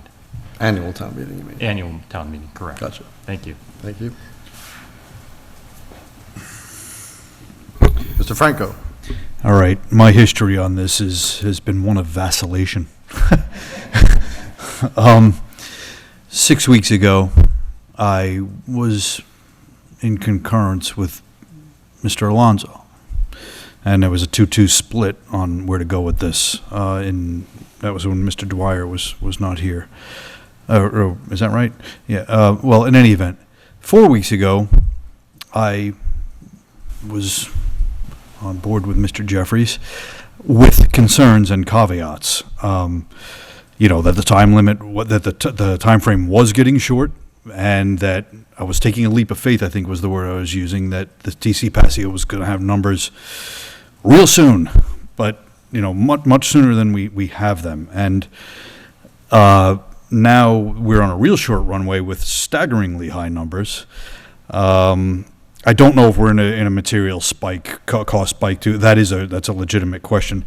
I am, as much as I wanted this to proceed and these articles to be put forth, I'm have grown increasingly uncomfortable with the runway we have left. So it's more just a comment at this moment and a sentiment than any indication of where I'm going to go. But the discomfort level has gone up quite a bit. Mr. Jeffries? Yeah. So, first I want to say that I agree with most of what Mr. Beardmore had to say. So, I think that, you know, as many of you, as all of you on the stage know, and many people at home know, that, you know, I work in this space for a living, and that I think that my experience tells me that when you get an estimate for a building, it's good today. And that's about how long it's good for. And if you're not willing to sign on that dotted line, you know, in the next few days, then, you know, and anyone that you talk to about what construction costs have been, you know, people who've quoted something out 3 years ago are seeing that price double, quadruple in today's market. Costs are just through the roof. I think it's necessary and important for the town to posture itself to give itself the best options. So, in other words, you know, I think that even though this approach that we've taken came with risks, and we knew that it came with risks, that in my opinion, it's important to be optimistic and to have a positive perspective, so that way you are in the best position to take advantage of good situations when they come your way. And I think that is, you know, sometimes, you know, we get paralysis by analysis, and we can't seem to move ourselves forward because we just can't make a decision. You know, when we're talking about we have an article for $23.5 million. In my opinion, we cannot have that article because it's not going to fund the building. So, you know, it doesn't make a lot of sense to me to say, can we get $23.5 million so we can come back in a few months and ask for $5 million more or $6 million more. So to me, that's not a prudent course. So I am in favor of, I'll see where I land in 2 weeks, but right now I'm in favor of shying away from that. I also think that $39 million for a building is astronomical. For what we're looking to get done here, you know, we're not trying to build anything. You know, we're not talking about marble floors. Like, this is office space. So, I mean, office space, a couple of empty classrooms for kids to have after-school program in. It's astronomical. But I also understand why we got to this position that we're in, which is the needs and the problems we've identified. Those don't go away because the remedies cost a lot. You know, those problems don't disappear. The fact that this building gets birds and wasps and stuff, that doesn't change because a new building is going to be $39 million. The fact that, you know, Ritter Building, that we're asking staff, many of them have been in town for over 20 years. Several of them are senior citizens, asking them to go up and down the stairs to perform their job. To me, that problem doesn't go away. And so I think we still need to keep our finger on the dial, so to speak, in terms of what these problems are and what a viable solution is to resolve them. I think we can't stop that. We still have to move forward. But I also would say that, you know, I mean, we will find ourselves in, you know, if we don't have a building project for town offices, we will find ourselves in 10 years from now where 100% of our debt service is for schools, and where, you know, well over 60-something% of our tax budget is for schools. And I think we have to ask ourselves, aren't we supposed to be doing more than just educating kids? You know, at what point do we focus on all the other needs in our community? So I think I need a couple weeks to figure out, I need another week to think about it. I think the plan is to move forward and provide the presentations and to give the community the information about the articles that are before them. But at this juncture, I am a no to both. A no to both Articles. A no to both or a pass over to both? I am a pass over Okay. to both. All right. Mr. Mr. Chair, Marino? although my comment's a lame duck,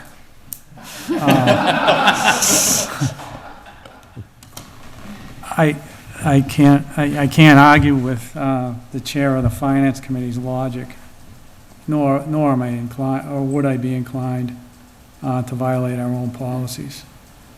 But that being said, I agree with a lot of what Mr. Jeffries just eloquently stated. We cannot overlook the fact that this building is in terrible condition. It has been for years. As a child growing up, this very room we're sitting in was condemned, was not used because it wouldn't hold people. It was at one point used by St. Boniface before they built the church, but after that, the room wasn't inhabitable. And that went on for years. And I don't know what they did to support this room, to make it inhabitable. But I've seen the cellar, I've seen the construction in the attic, and without a doubt, it has to be replaced. And we can't lose sight of that. And I know I've made a lot of comments to try to push this, to influence you to push this project forward. It's because I'm kind of impatient because I know what it costs when you drag your feet on a project this large. However, I have a solution that I really can't comment on right now, but I've already made that known to the chair of the board. That might take care of both our town office's problems, or our town office's issue, building issue, and the Turkey Hill Elementary School at probably a very reasonable price, something that maybe the town can afford, and with all the support from the state. So I'm inclined not to vote for these two articles as well. And I appreciate your presentation, as well thought out. Thank you. Mr. Chair, could I just make Mr. Franco. a couple more comments? So, one, 6 weeks ago, I expressed concern that when I was back where I am now, that I was afraid that if we rushed it, all the good work of the TC Passios Committee might go down the toilet. But then when that committee itself didn't seem all that concerned with it, that kind of brought me along. I was like, okay, well, if they're willing to put this on the line and put it out there now, I can, that's compelling. One of the things that I think is staggering here is not only the increase from 23 million to 29 million for the rehab, but the massive and unexpected disparity between a new build and rehabbing that old building, a $10 million difference.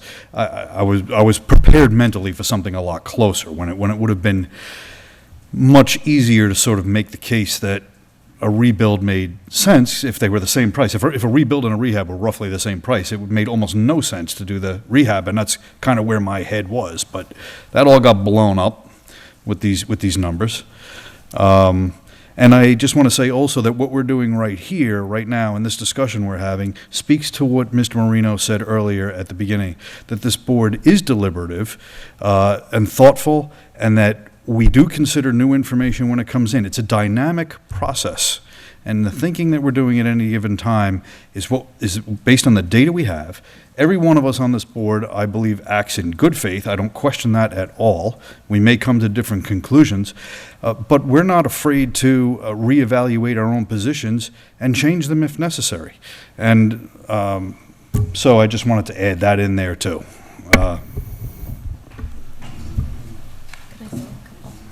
You may. No, go ahead. Okay. Just first, I want to thank the TCP committee and all the members of that committee for all the work they did.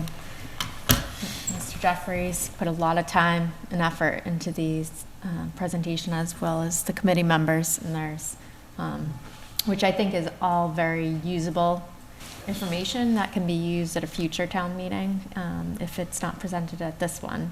I think there's a lot of good material that you can extract from that as well.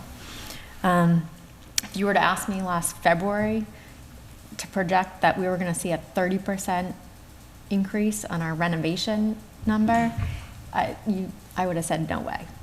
Yeah. And I think getting these figures at this time, although it is 2 weeks before town meeting, had we received the same information 4 to 6 weeks ago, I think we would came to the same conclusion as what's going to be made, the decision made tonight, with the exception that it may not have ended up on the warrant at the time if it was in time for the board to make that decision to be placed on the warrant. So when we got the estimate for the new construction, it made us question the validity of the renovation figure, and that's prompted a number of questions to go back to the architect and the estimators with, and that's why those figures were adjusted as well. So wanted to compare, the whole purpose was to compare apples to apples for that cost. So I think it's all very good information to have. Hopefully we'll see a change going forward. We'll keep these, keep updating these figures as we can or available, and go from there. Thank you. Thank you. So, I think all of our goals, and I think I can safely say this, all of our goals from the beginning was to use all the hard work and all the information and all the studying and all the money that we put into this to get to a conclusion that would address the problems. And I think we disagreed on how best to get there. And these numbers were always critical, as I mentioned from the beginning.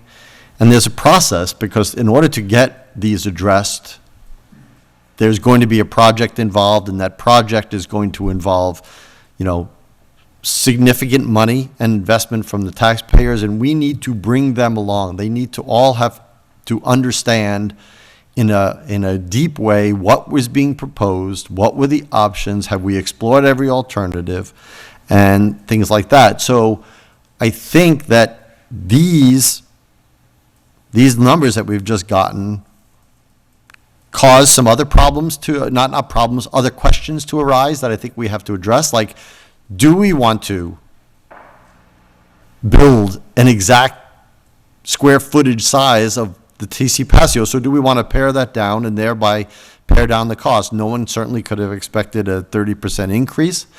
No one really expected the disparity between a new build and a renovation. Everybody I spoke with, everybody on the committee, everybody in the field thought it would be much more equal than it is.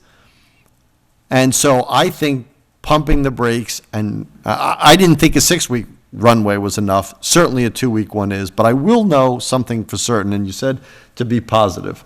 I know that the $50,000 we spent at annual town meeting was worth every single penny, because it got us this document. That this document allows us to look for real. We asked for apples to apples.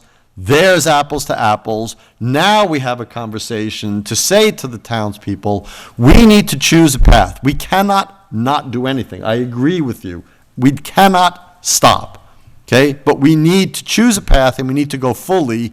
There are some questions to answer, and I think that these two questions on town warrant, the special town meeting warrant, are premature, and I think we need to address some of those questions going forward and get to them, definitely get to them in the annual, that we'll all have some distance and some time to think about how we can go forward. Because, again, the underlying goal for all of us is get something done that relieves the town of the problems that we know exist. That's what the goal is.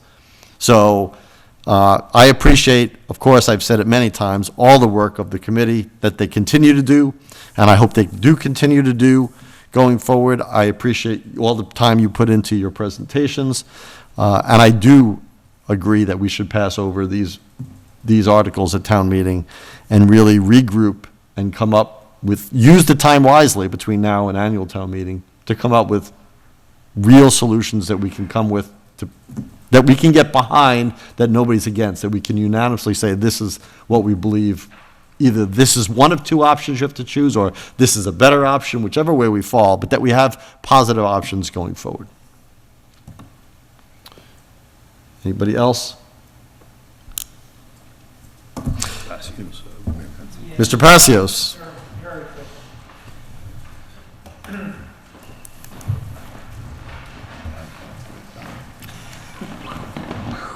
Dave Passios, 56 Whiting Street, again, member of the TC Passios Committee. Definitely a moot point, but I just would like to clarify something that Mr. Jeffries said a little bit earlier. In regards to the funding article for the renovation, the article as listed in the warrant does not have a number attached to it. So it says a sum or sums. So that number was not put in there. It's in the previous, whatever that page is, 2 pages earlier, but it's not in the warrant article. Just a technicality, and I understand what you guys are talking about. The other thing that still upsets me is that the TC Passios Committee was tasked with bringing this information and a recommendation, I believe anyway, to this board. And we were not given the opportunity to do that before you make a decision on passing over, if you make that decision this evening. Thank you. Can I just speak to the point Sure. of clarification for Article, Mr. Passios, you're speaking of Article 7 for the debt exclusion? Yep. That wording comes from bond counsel, so it's meant not to have the number in it? Okay, I just want to make sure everyone's clear on that the warrant wasn't printed incorrectly, it was, Well, I know what you're alluding to, but go ahead. Yeah. I'll let you say what you're alluding to.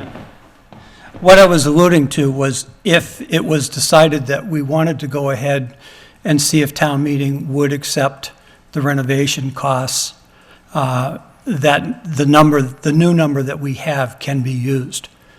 Because until it's motioned on the floor with a number, any number can be used. Yes, so you're making up a technical point, but if you really want to see something fail at town meeting, publish in the town meeting warrant article that something's 23 million, and then present something that's 25 million. And I'll guarantee you money that you will never get an affirmative to that, especially not 2 weeks before. Yeah. But anyway, thank you. If I may, Mr. Chair, I do agree that we should not, while I think all of us are in agreement, vocalized agreement about passing the articles, I do think that we should discuss this next week once the TCP Design Committee has had the chance to meet. And the intent is that they will make a formal recommendation on Wednesday to us about how they would like, what their intent is. And just as a matter of process, I agree with Mr. Passios' point. So, 2 things, first of all. We're not going to vote on this tonight anyway, because we said in the warrant that went out to all the voters that we would defer to town meeting. So we will make our positions known officially at town meeting. So we can talk about it again next week, and that's fine, but I'm not going to take an official vote until town meeting. Number 2, to Mr. Passios' point, the TCP Building Design Committee was tasked with reporting back to the select board who created it, these reports. You have done that, and our vote to pass over or not pass over does not change the charge. You have presented it, and you will continue, I presume, to present your findings to this board. And, I don't think at any point have we disconsidered or discarded any opinions of the building committee at all. I mean, to my mind. So we're always willing to hear what your opinions are and what your recommendations are. Okay. I thank everyone for their comments, their thoughtful comments on all regards. And we will, again, to those people who, the Finance Committee will hold a public hearing on Thursday, at which these will be discussed, and the TCP Design Committee will have their hearing when? The 10th, the November 10th, which is a Wednesday, next Wednesday. Okay. So there's 2 more chances here. I don't think either one of those is getting canceled. You'll be able to weigh in on those and hear more information as things change. Okay, current business, bid results from the disposition of real property parcel 7 off of Pratt Street, a piece of 671 West Street. Madam Town, I skipped over your report. We'll come back to your report since I just introduced that. So this was a previous item for the board that the board, this went out to bid once previously. We received no bids. A butter who was interested in the parcel that approached the town initially came back to the town to ask us to rebid it, and they were the sole bidder this time. And that bid, I sent the bid results, it was for $8,500 for that parcel. And it's assessed at The piece of the parcel, the piece that they want to purchase. What is that assessed at? tell you 1 second. The assessment is $12,500. It's a 15,000 square foot piece of property. Yeah. So somebody's offering us 30% less than the assessed value of a property that they wanted us to go out to bid again because they couldn't meet the first time. There is something that grates me, that really rubs me the wrong way about that. Sounds like a terrible deal. Yeah, but if you, another way is that it's property that right now is not on the tax rolls. All right, so you know the tax roll of $8,500? Yeah, well, I thought we saw something that came in about the, how it would impact the assessed value of their property, that their value goes up much more than that. And so Heather, to the town manager, do you happen to know what that increase in revenue would be? So the tax increase based on the expected tax rate this coming years, and that would be $215 a year. That's on So in 20 years, they'll have caught up for the $4,000 that they are underbidding from the assessed value. Yeah.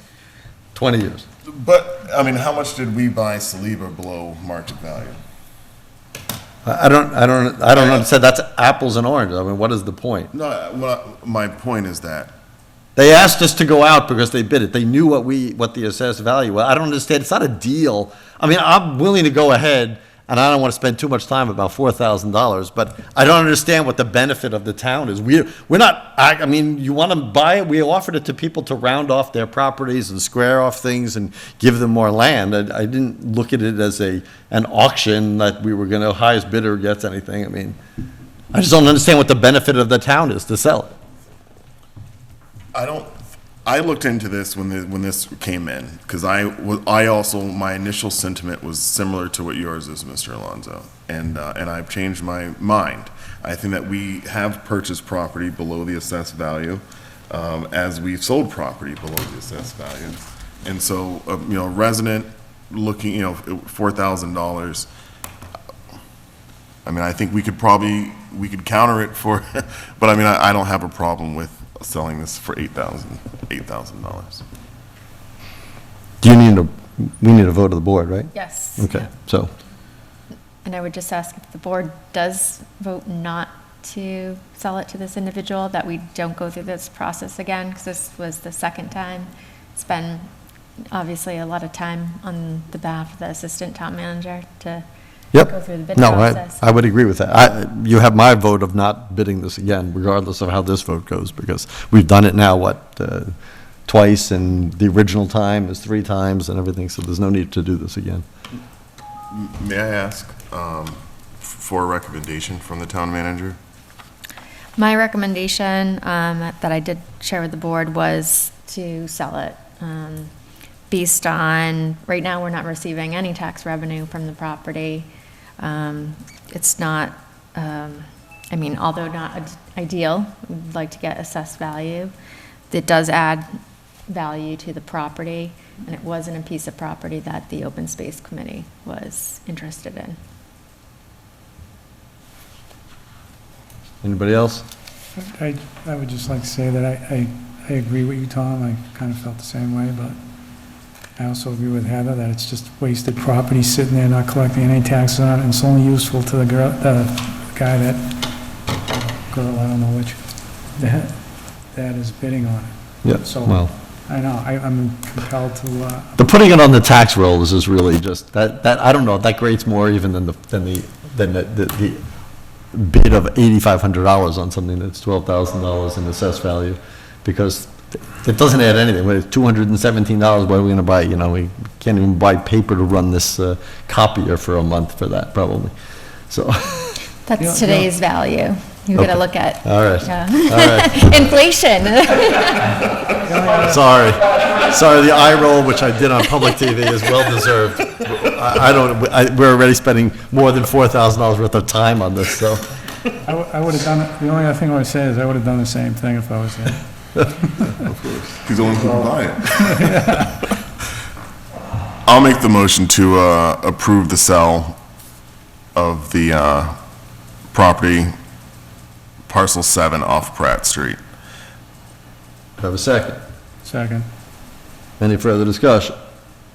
All those in favor, please say aye. Aye. Opposed? I am opposed. I'm opposed. As am I. Oh, who's opposed? Oh, so there's 3 opposed, so it 3? fails. Okay. So that we're not selling it.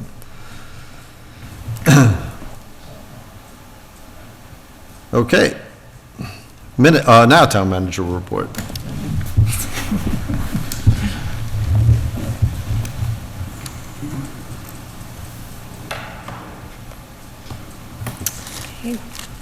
So existing vacancies.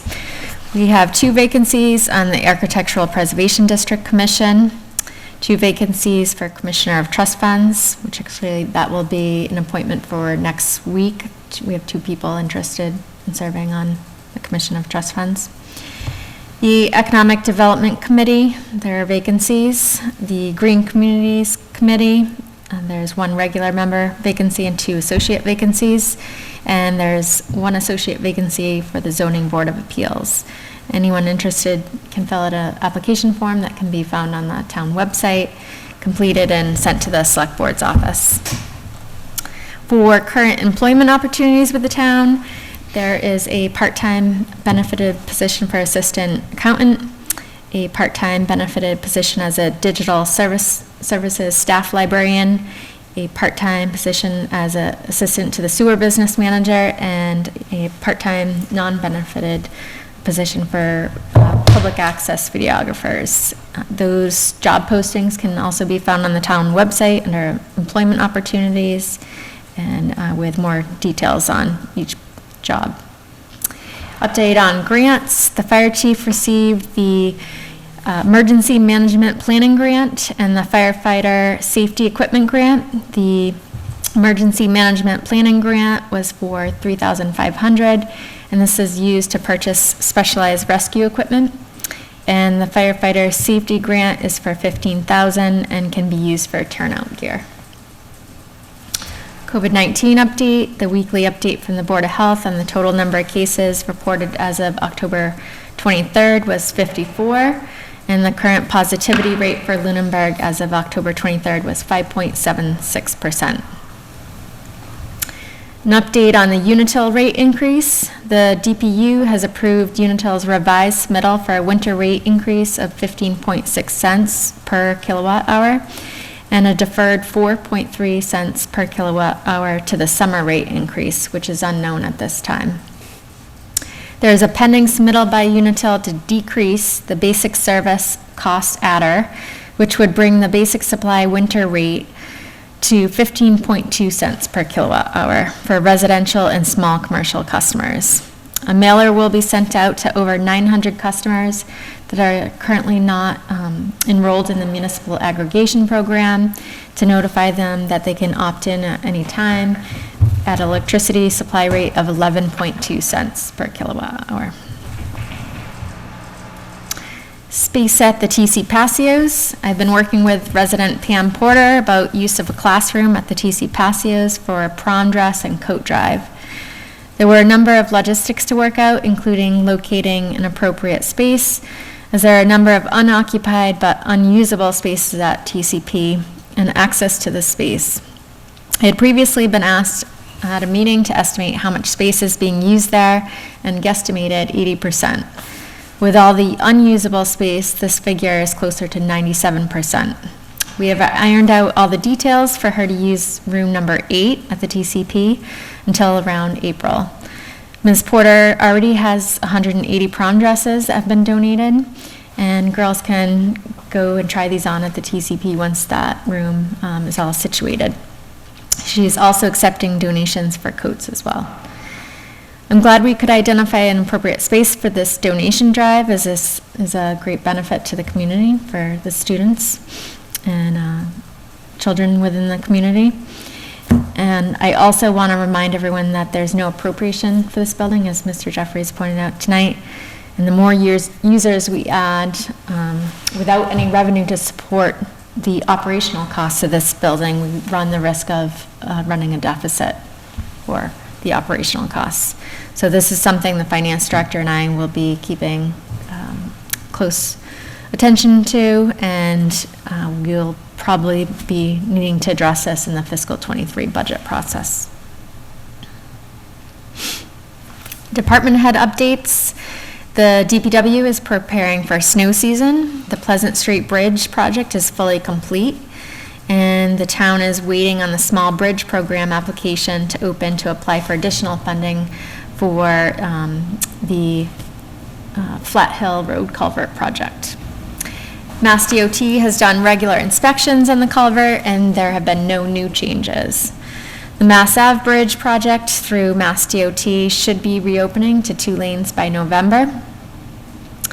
And the Complete Streets project is wrapping up with the line striping remaining as part of that project. The Sewer Commission is currently surveying residents on Upland Eastern Avenue and Maple Avenue on the feasibility to install sewer on these roads. And the director is waiting on a proposal from consultants for the cost to do the preliminary project design. The Facilities Department is catching up on outstanding items now that the facilities technician position has been filled. And the facilities director is greatly appreciative of having the help. He's said that a number of times. And the DPW is seeing supply issues, such as not being able to get prices on trucks. And the delivery of the new plow truck is 6 to 8 months out due to the supply chain issues. McCarty Engineering is modifying their original concept for addressing drainage complaints on Flat Hill Road by connecting to the existing drainage and trying to infiltrate as much as possible with the existing drainage. And soil testing for that project is estimated to occur this week. From the Land Use Department, 711 Mass Ave received approval for 4 2-unit townhouses from the Planning Board. 101 Pleasant Street is downsizing their original submittal from 6 duplex buildings to 3 units.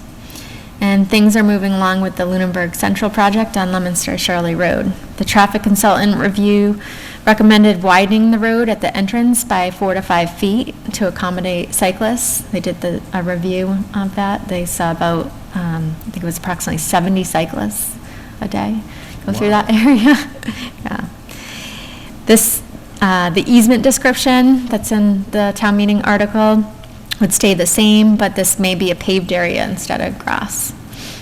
The plan includes clearing all the vegetation alongside the road and at the corner of Reservoir Road, as well as installing driver feedback signs as drivers approach the corner at the applicant's cost. The overall plan includes 600 feet of frontage area that would be repaved. From public access, the public access staff has been busy doing segments with the Eagle House, covering football games, and doing a feature on the fire and police staff. Public access was encountering server issues at the town hall that have been since fixed. Treasurer collector update.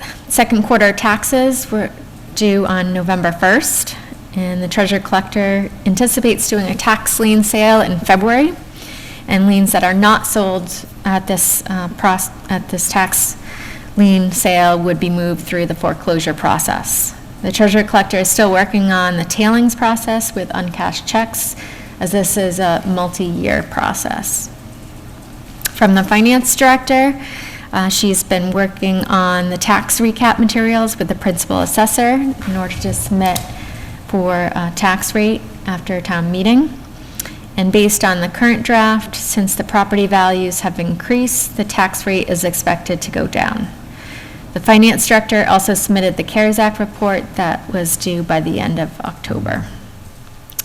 From the town clerk, November 5th is the last day to register to vote for the November 16th special town meeting.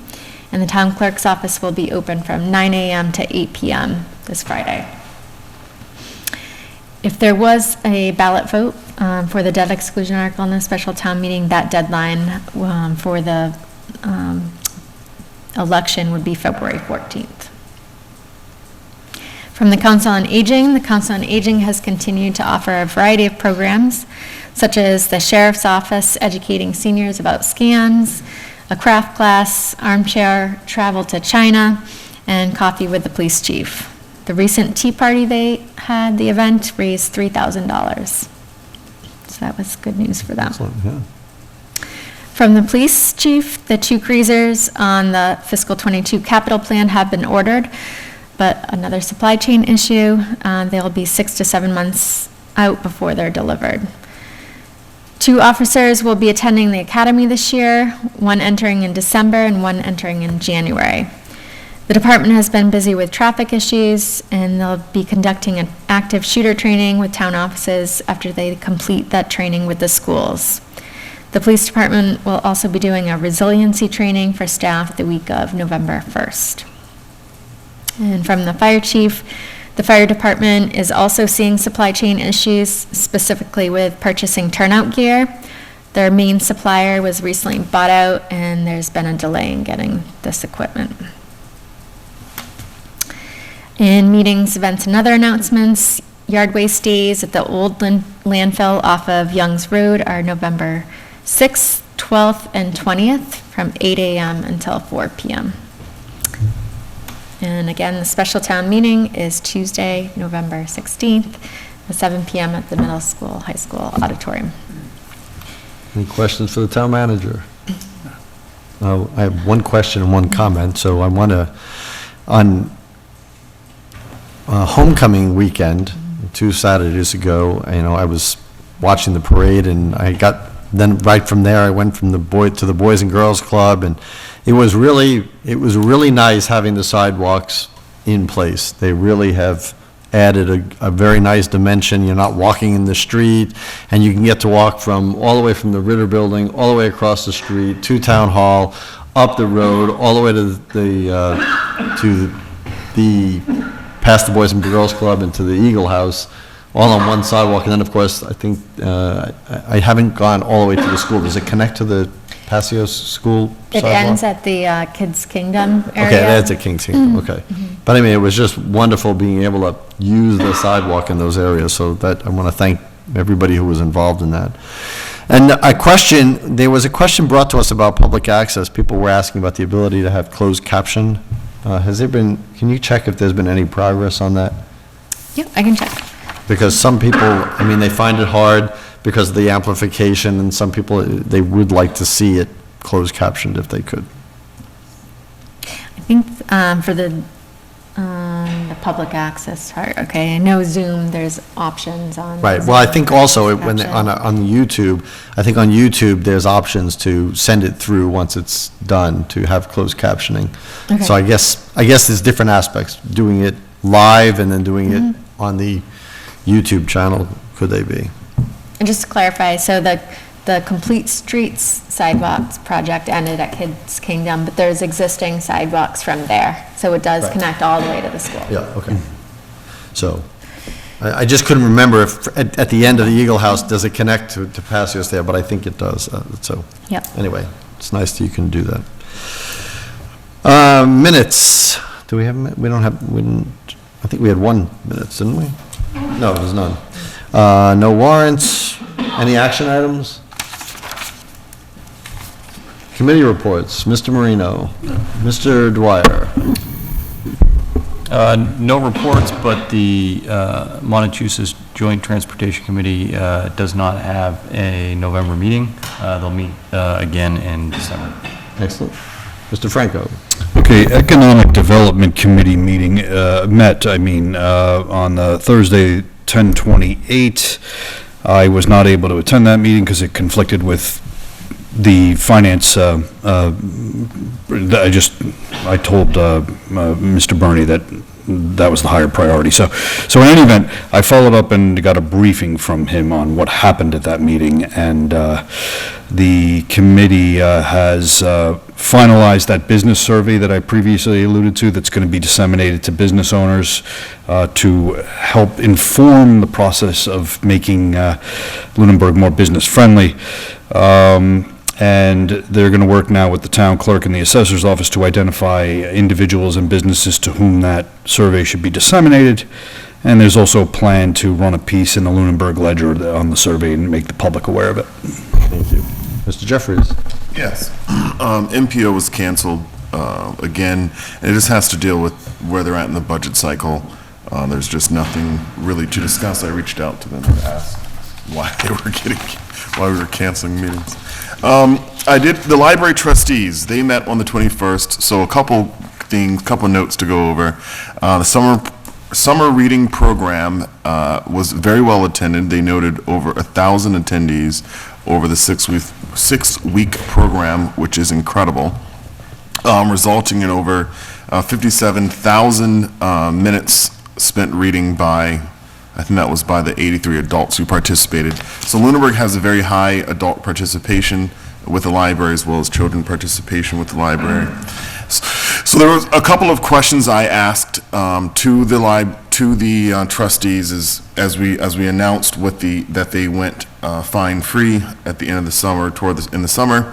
And so a couple questions I asked, which is what's changed? Are they seeing books coming back late? Are they seeing increase in usership? That the whole concept is about increasing access and reducing barriers. So one thing that they noted was that they're going to kind of market the fact that they are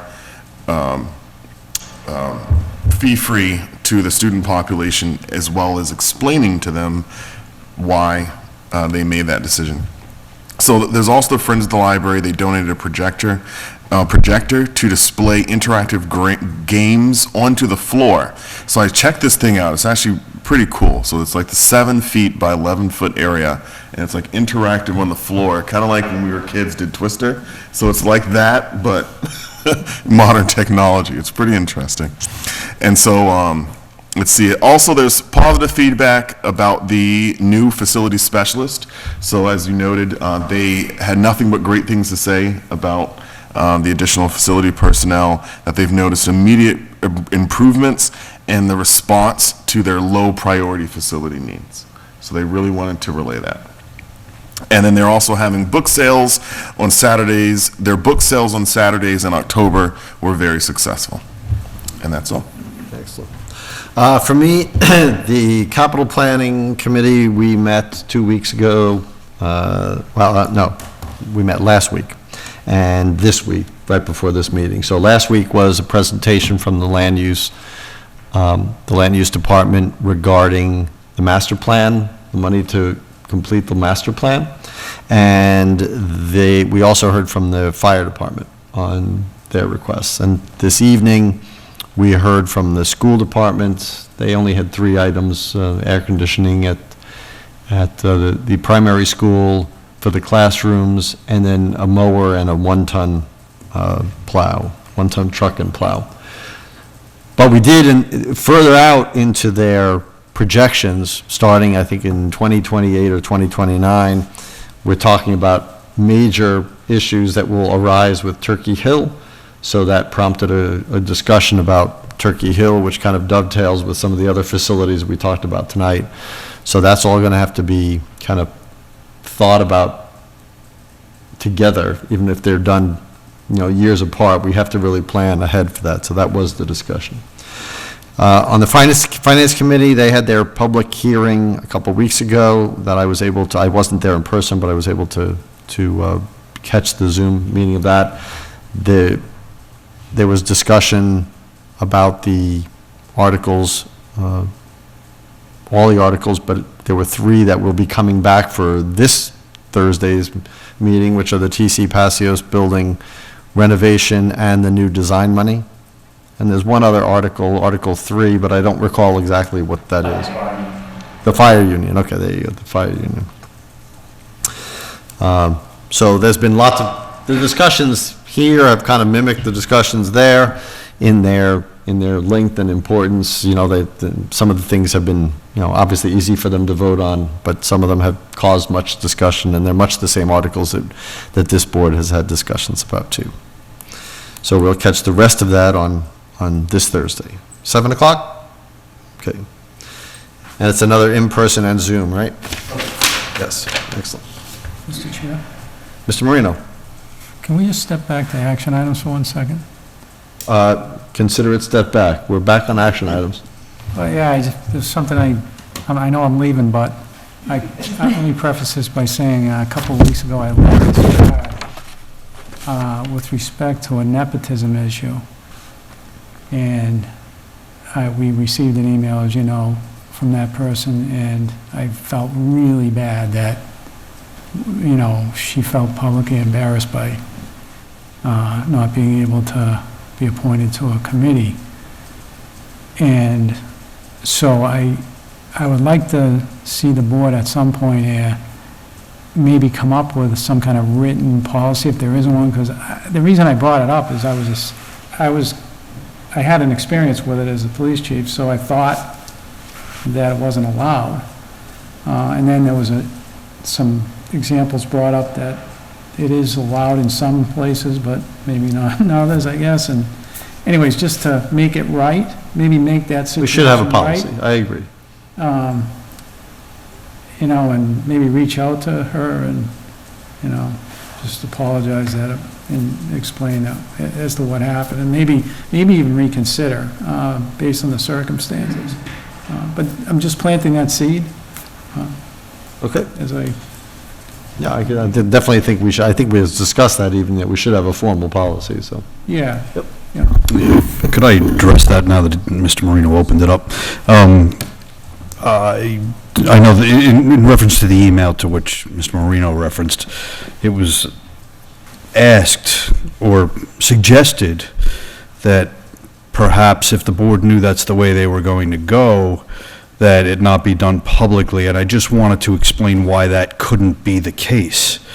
Because we can't deliberate, I had no idea necessarily which way other members of this board were going to go on that question, and we can't discuss those matters offline amongst ourselves. That's a breach of, that's a violation of public open meeting laws. So that is why that happened like that. And so it had to be unfortunately laid to bear out in the open, and that's, you know, it just had to happen in real time, and that is unfortunate. And, you know, I do feel bad that she felt, that candidate felt embarrassed by it, but that was, again, I think we made a point that was not the intent. She would have been a stellar candidate otherwise, and I hope she does, you know, that she still, you know, expresses a desire to serve elsewhere. Thank you.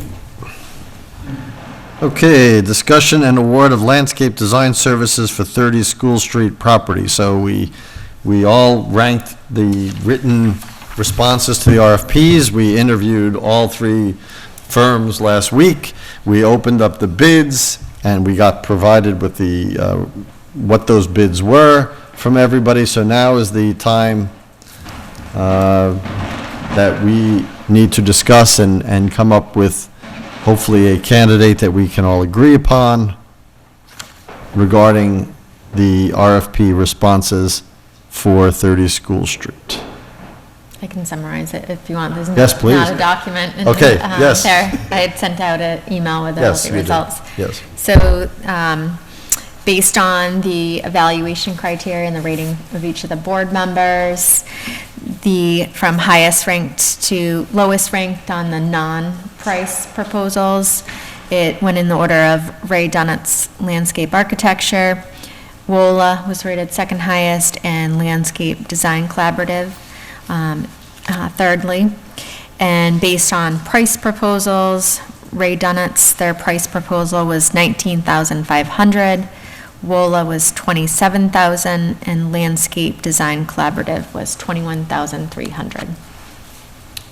So with that as a backdrop, I will open this up for discussion or comment, and then we can, once everybody has had whatever they want to say, then we can entertain a motion in this election. I chose Ray, so sticking with it. And he came in a lot less money, so. I thought all three applicants provided good proposals. I thought they interviewed well.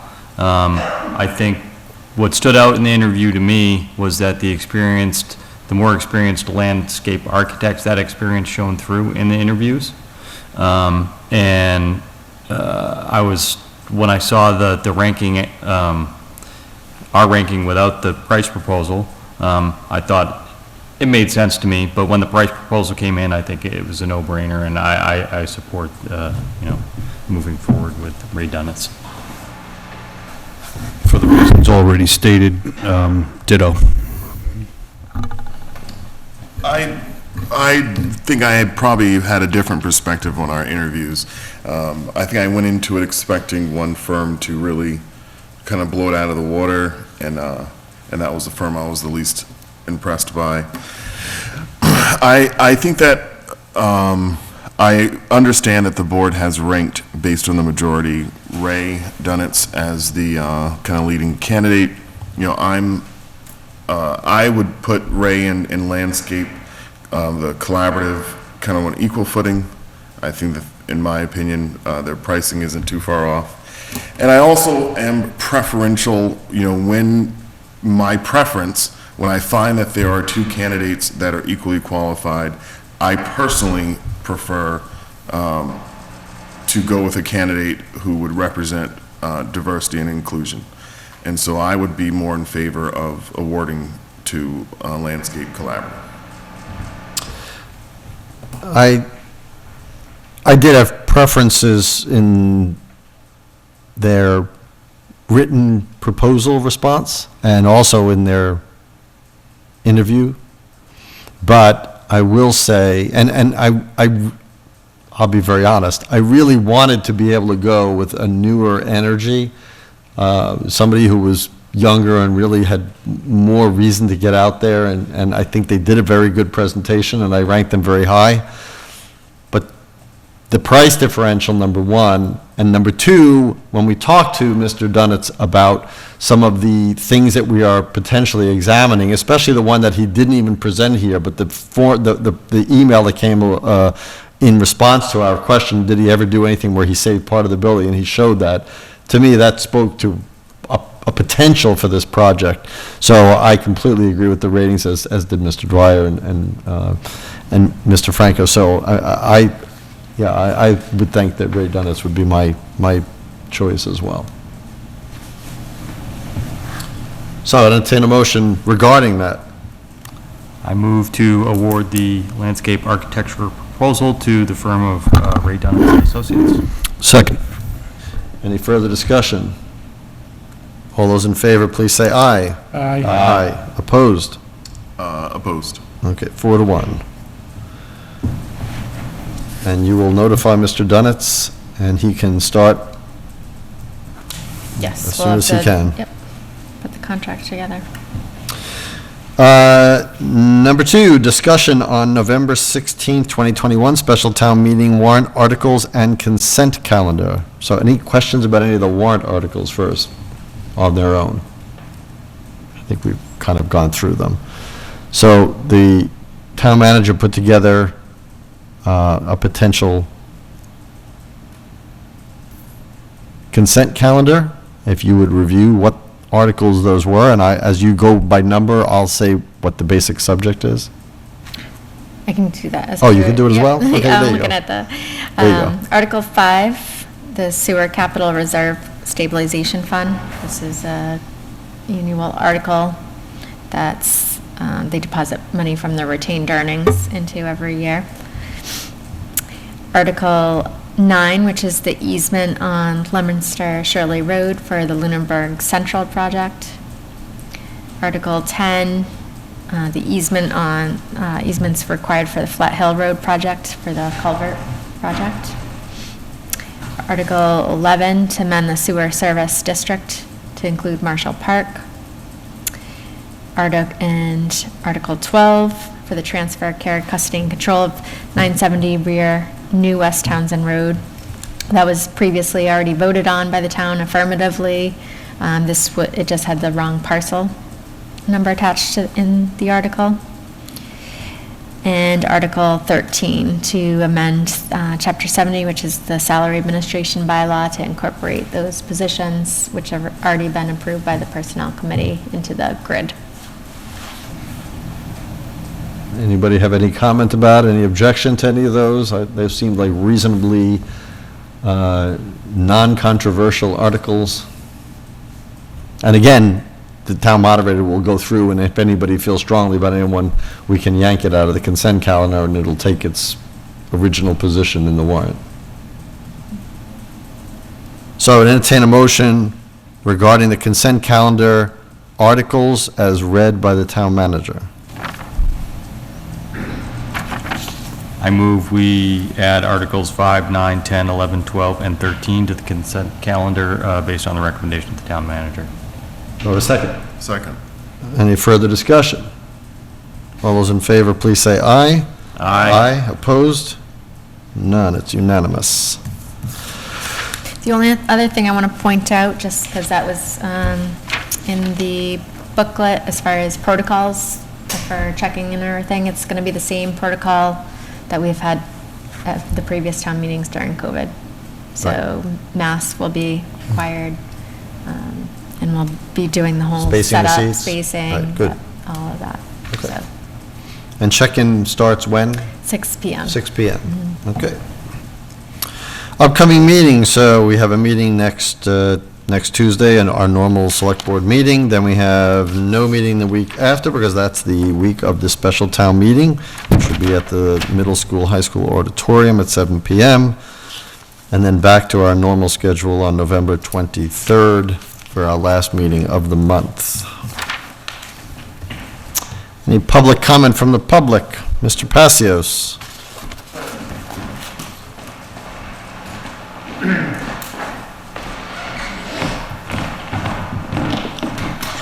Dave Passios, 56 Whiting Street, speaking as a member of the public. First of all, Mr. Marino, I'd like to thank you for your many, many years of service to the town. Jimmy, I've considered you more a citizen of the town and somebody that grew up along with me in this town rather than the police chief. I always had that sense that, you know, you were a townie, and I thank you for all that service. Well, thank you for saying that, Dave. And with your departure, I'm sure I don't have to remind the select board as to what their options are within the charter to fill that seat. But I would like to advocate at this moment that you take advantage of the option of filling the seat sooner rather than later. We've already had, in recent years, an experience of a 4-member board for a number of months. Was a different configuration at the time, but I don't think it's a healthy position to be in, especially going into the financial issues that we talked about previously this evening. I think you really need a full board. Thank you. Any other public comment? Oh. Mr. Ryan, I was going to say, this is quite the listening tour for you, so I'm so glad you're up at the mic. Well, I was here just in support, not to say anything in particular, but I'd be remiss if I didn't thank you. I've been here 20 years, and which isn't nearly as long as many, but I've always been impressed by your, particularly when your tenure with the police department. I've always been impressed by your service and the way you conducted yourself. So really appreciate it. It's a loss for our community, but I'm sure it'll be a gain for wherever you're landing. So thanks a lot. Thank you. Appreciate it. it. And you folks too. No, I did want to say all the consideration that you've given for the articles that you've been discussing for many weeks. I know I'm chair of the TCP committee, but I'm speaking for myself, that I consider it a team effort, and I've considered you all as important. I consider myself on your team, I guess, and I consider it that it's been a very collaborative effort so far, so I appreciate it. So, thank you. Well, I consider us on our team. I don't consider it our team or your team. I think we're all in this together. I really do appreciate it. And you know what? I couldn't agree more with your sentiment. I think that's what it is, and that's what I think this board's appreciation for all the work your committee has done, and as a group and as individuals too. So, thank you. Any public comment from the board? I have a public comment tonight. Yes. It's in the same vein. First, I want to really just thank Lisa LeBlanc for coming here tonight. It was really good to see that kind of energy and zeal, and knowing that she's having influence over the education of children in our town, and just that sense of give back. Being a selectman is hard. I think everyone's aware of how much time I commit to this, and sometimes I don't want to do it. I mean, I'd be lying if I said that I loved being a selectman. I love serving our community, but this is a duty, and so tonight my comment is really to thank all of us. I don't want to pat myself here, but everyone who's engaged in what we're doing. This stuff is difficult. It's a lot of time. It's a lot of thought. It's a lot of collaboration. But ultimately, it's for the betterment of our community. I think we're doing a good job in many different ways. We look at, Mr. Marino, who grew up in town. You look at Lisa, who grew up in town, and just seeing the caliber of person that we have here to start working with.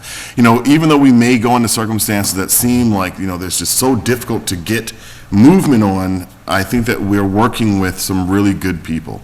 So I just want to thank, all of you fellow board members and the people at home and everyone who volunteers their time to give back in any kind of way. So thank you.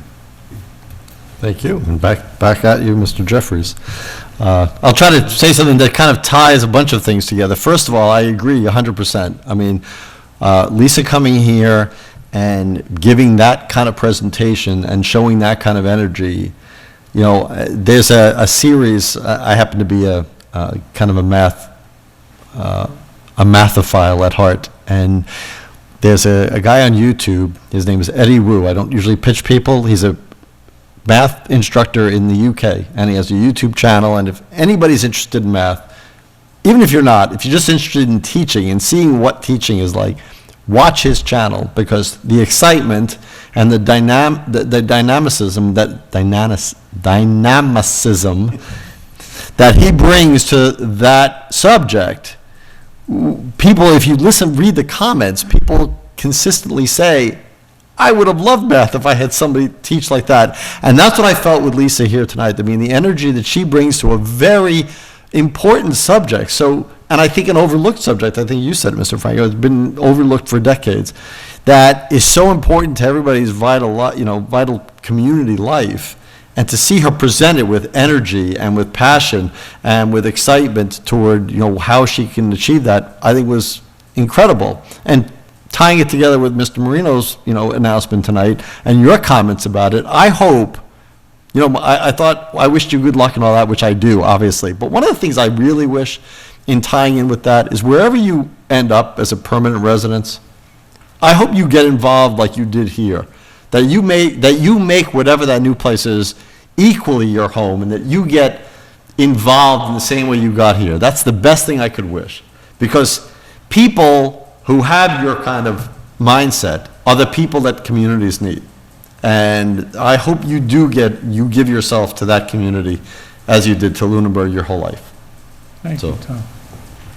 You're inspiring me, really. I mean that. Anybody else? Okay, we have an executive session. Motion to enter into executive session and to adjourn after exiting executive session pursuant to Mass General Law, Chapter 30, Section 21, Paragraph 3, to discuss strategy with respect to collective bargaining if an open meeting may have a detrimental effect on the bargaining position of the public body and the chair so declares. This is in regards to the fire union contract. So do I have a motion to that regard? So moved. Do I have a second? Second. Roll call vote, Mr. Marino. Aye. Mr. Dwyer. Aye. Mr. Franco. Aye. Mr. Jeffries. And an aye from myself. Good night, everybody. Have a great week. We'll see you next week, next Tuesday. And until then, take care of yourselves, take care of each other. Good night.